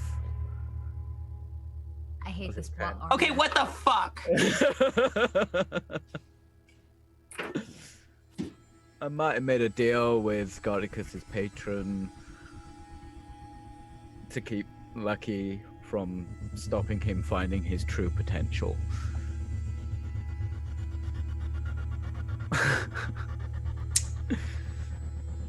We never do a third season of this ever. I'm gonna be so upset. Do you know how hard it is to play an evil character that is trying very, very much not to actually harm the party? I would have so badly wanted to go like a final battle where we just kill you. Like, I just want to be very clear that anything that happens after this, like, entire season is done, like, future stuff, Lucky's sole purpose is to kill Portneus and find her brother. She's That's added. it. She's become Bishop from the X-Men. She's got like a wicked. Yeah. She's Oh, got like yeah. a scar, a mullet. You know, she's just. She's Luck, the bounty hunter. Lucky for you, that was the most important day of your life. For me, that was a Sunday. So yeah. Whack just had to give them an out after it was clear they couldn't handle the Titan. No, I spent a ridiculous amount of time actually making the Titan and everything, and it was purely there for decoration. It was awesome. That was the sick boss fight. There were a lot of fucking rolls in between. Yeah, Jesus. How you manage that, I can't even. So I legit gave it some stuff that it could do, but its sole purpose was there just to draw your eye. It was a total fake out from the beginning. Fucking hate this. It did that. I don't like that too. I fucking hate this. I 'Cause- didn't really think that Sharastra was going to be the big bad of the last season and then just disappear without anything. Well, she's still the big bad. She's Queen Sharastra. And nobody was correct on the HP for the Titan. It had 1,000 HP. 1,000. That's a lot of HP. That is Yeah. quite a few HPs. 1,000. That's some HPs. Dang. So I am good- happy that you brought back the character. I had to. I didn't know about the characters, but that was pretty cool. I wish I could have played as Ignore one more time. I tried to keep it going as quick as I could. It was just so much stuff. I was like, I gotta put all the characters in. I got to. That was great. It was so weird having two of my old characters interact with each other. Just watch that happen. That was weird. And of course, since they are two of your characters, they had to flirt with each other. Had to be done. So let's. We have to properly change Peachy's camera now as well, because he has been corrupted. There we go. Peachy's the devil. There we are. Black. So good job, everybody. That's gonna be it for Spark of Eternity. I had a great time, and I love you guys, and it was a lot of fun. And I think we built something really awesome, and I was glad that you were a part of it. Thank you. Let's go around the room. Let's do some final shout outs and wrap things up. Zagonicus. Ladies and gentlemen, hello, I'm Zgodicus, and in the world of Talanis, I played Kelvin Ironbrew back in 7th Eon, and I played Locke, the Tiefling Warlock, with his sister Lucky here in Spark of Eternity. I hope that you enjoyed as much as I did. It's been an absolute blast. Make sure you follow here on Tablestory. There's always great role-playing content. I'm here tomorrow. I'm going to be playing Tucker Morley, who is a desperate man surrounded by incompetent idiots trying to make it work, and there's lots of people who want to kill and or arrest him and those idiots. So that's fun. Come check that out. We're perps in the Judge Dredd world, which almost never works out. And it's been a hilarious series of events and that, so please stop by for that. And on Saturdays, I play Kilsolis Midair, a soldier turned smuggler turned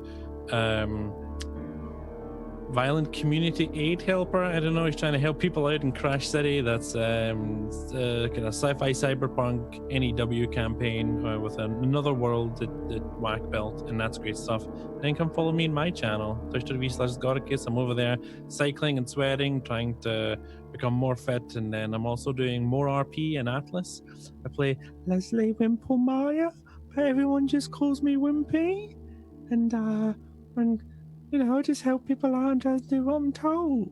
And we have a lot of fun over there. It's silly. It's got a whole bunch of other Tablestory people you recognize. Peachy's there, Vandy's there, Brad's there, PB's there, Katie Peters plays, and a bunch of people from the community. So make sure you stop by there. It's a whole lot of fun. And then stay tuned for my podcast, is Godcast, coming soon.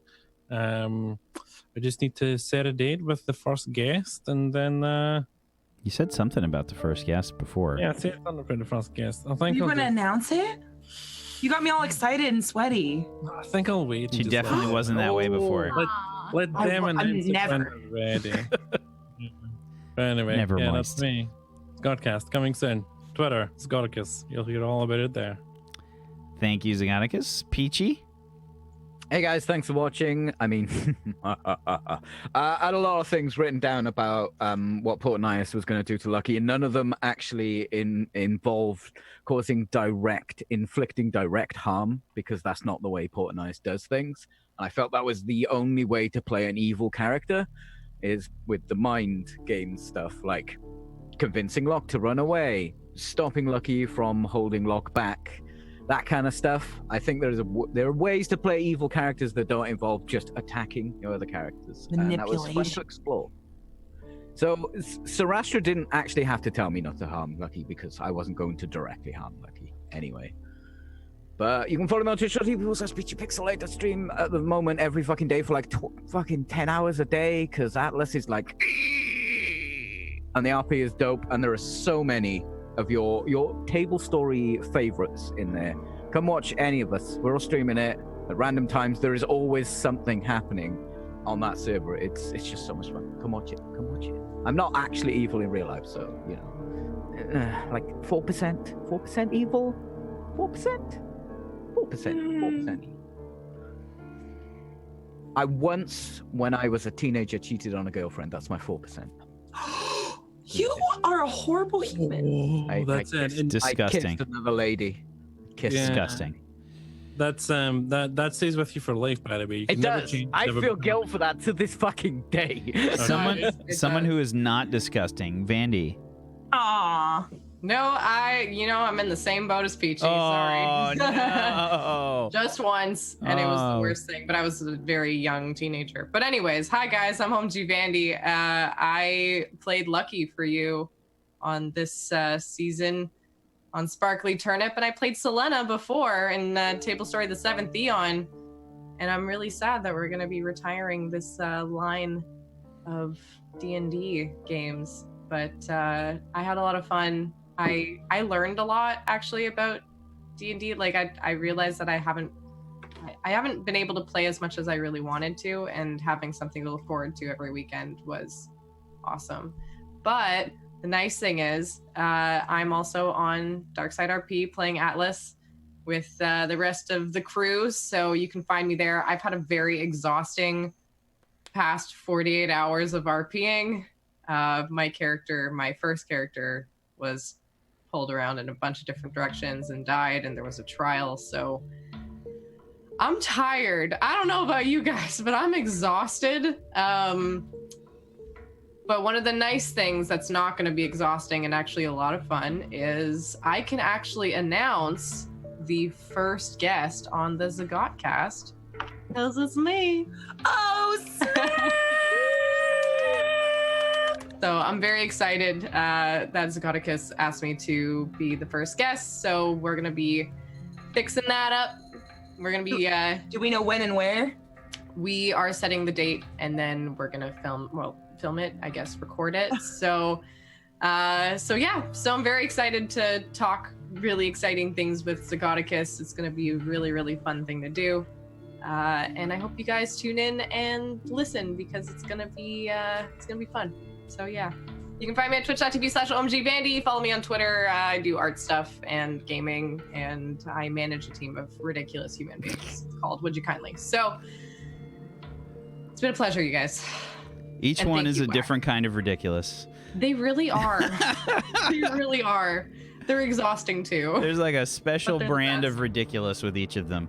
Thank you, Vandy. Thank you, Wack. Thank you. Yeah, no problem. Happy to do it. Mac. Hi. This is really weird. Like, it's been a part of my weekend for, 3.5 years that I played with at least Scoticus and Peachy and, like, Wack as DM. It's really crazy that it's gonna be, like, over. I mean, I do hope maybe sometimes in the future. You should tell us more about how crazy it is. It It'd be nice is. if you had an opportunity for that. Yeah, I mean, I don't even know where we started and everything that we've been through, and so many characters and like so many Well, we stats had and happy more time parts. to talk about it. Yeah, like, it was like, I don't know. I think for me, still I don't know. It's just so much. I don't know. I love you, Skykiss. I'll tell. So, yeah, I'm sad. I hope that one day we can do a third season or anything else. Or maybe you could go on some sort of platform to talk about it. Well, I'm gonna be on the Scottcast. No worries. Oh, there it is. Let me have my moments. I was gonna. No, I I'm just all the already moments. said That's why I'm doing a podcast. I need everything to be all about me, okay? It's all about you. No, I will be on the Scottcast too as the second guest. But Book yeah, 10. That's right, I'm starting off strong. 2 awesome ladies back to back. got the lady. But yeah.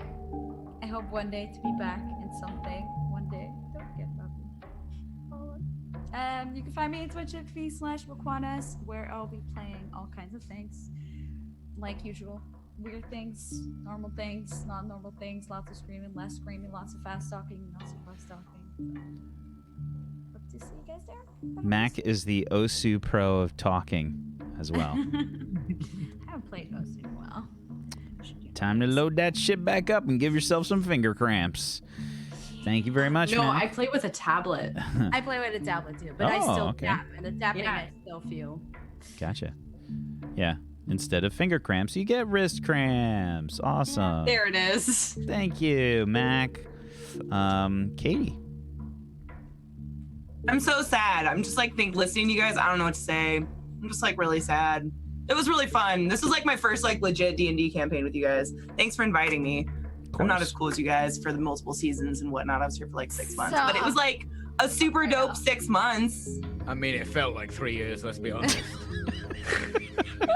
Thanks, guys. I want to know how many nat ones Peachy rolled. Over here. Oh, God. I wonder don't if there's know. a way to quantify that. Yeah. You need some kind of quantum math to figure that shit out. Yeah. So yeah, I played Prada, the neurotic tiefling, for the past 7 months. She didn't really have a goal or anything cool or God, she's just crazy. I got to eat a dick. Like, I don't think anyone's ever let me eat a dick before in a game. So that was pretty dope. I love how you had to specify in a game, but you know. Well, I mean, this is RP. You can find me over on my channel, twitch.tv/ClassyKatie. I stream Monday through Friday all the time. I'm also on another D&D campaign, though, almost forgot, on Tablestory, Wednesdays, 5 p.m., Nocturne. It's a tabletop horror role-play game with Pumpkinberry is DMing us, and it's me, Domestic Dan, Katie Peters Plays, Classy Pax, and Ezekiel 3, and it is fucking bomb. I play a cunty nurse. There's no better word for that one. That's it. I hope I can someday do D&D again too, because this was super fun, and nothing beats medieval magic. Nocturne was dope. Go check it out. It was so dope. Very was. good. Very, very good. Katie was Definitely check. Katie was fantastic. She's playing the asshole is tough. It's tough. You know, when during it and afterwards, I've gotten over 20 messages from people saying, "Sorry, lol, but I hate you." You've done a good job. I've done a good job. So Yeah. that's super fun. Kind of different. If you guys are into like different role-playing stuff and you want to check something out that's not D&D, I keep calling it D&D. It's a tabletop role-playing game that is horror-focused. It's Stygian Gate. If you guys ever watch Stygian Gate, it's incredible. It's super fun. Yeah, PB and the cast have done an amazing job with the show so far. So you guys should definitely check that out and check Katie out on it because she's great. And I have to admit, when I was first watching Katie play the character, I was like, oh my God, is she not like understanding what's happening with the show right now? And then I'm like, oh no, she's just that good with her character. Like that's, I had this like worry like in my stomach. I'm like, oh no. Oh no. And then I was like, no, she's just really nailing the character. Oh, thank you. Oh. Your fear is totally founded, though. I'm an idiot. God. I would have been worried about me too. Oh, my God. Oh my gosh. Yeah, there was some deep worry there. But she's nailing it. Go check it out. Thank you so much, Katie. It's a blast. Thank you for inviting me. Yeah, no problem. I'm Wacksteven, and I have been your GM of Doom. I've dragged the players kicking and screaming through the show, through Talanis, and as always, chat, we appreciate you for hanging out with us and being here, and the fan art and the fan fiction and just all the love that you've given to this cast and to the world that we've made together and everything. We really appreciate you. Thank you so much. Much love to you guys. Thank you. Thank you to Mac. Thank you, Katie. Thank you, Vandy. Thank you, Zagoticus. Thank you, Peachy. Thank you, Bobby. Thank you, Tilla. Thank you, your boy. Thank you. Did we have anybody else on the show? That was everybody, right? We haven't had any other guests or anything. Yeah. If you're forgetting like one more person, then get fucked, I guess. But yeah, thank you to everybody that helped contribute to the show. I really appreciate you guys. I love you guys. Thank you for doing an amazing job role playing and being in this world that we made. Thank you so much. And hopefully we'll see you guys tomorrow for some Judge Dredd here. We got Sector 49 tomorrow at 4 p.m. Eastern. And we'll see you guys. Peace out. Have a wonderful rest of your Sunday. Bye, everybody. Bye. We get XP. You get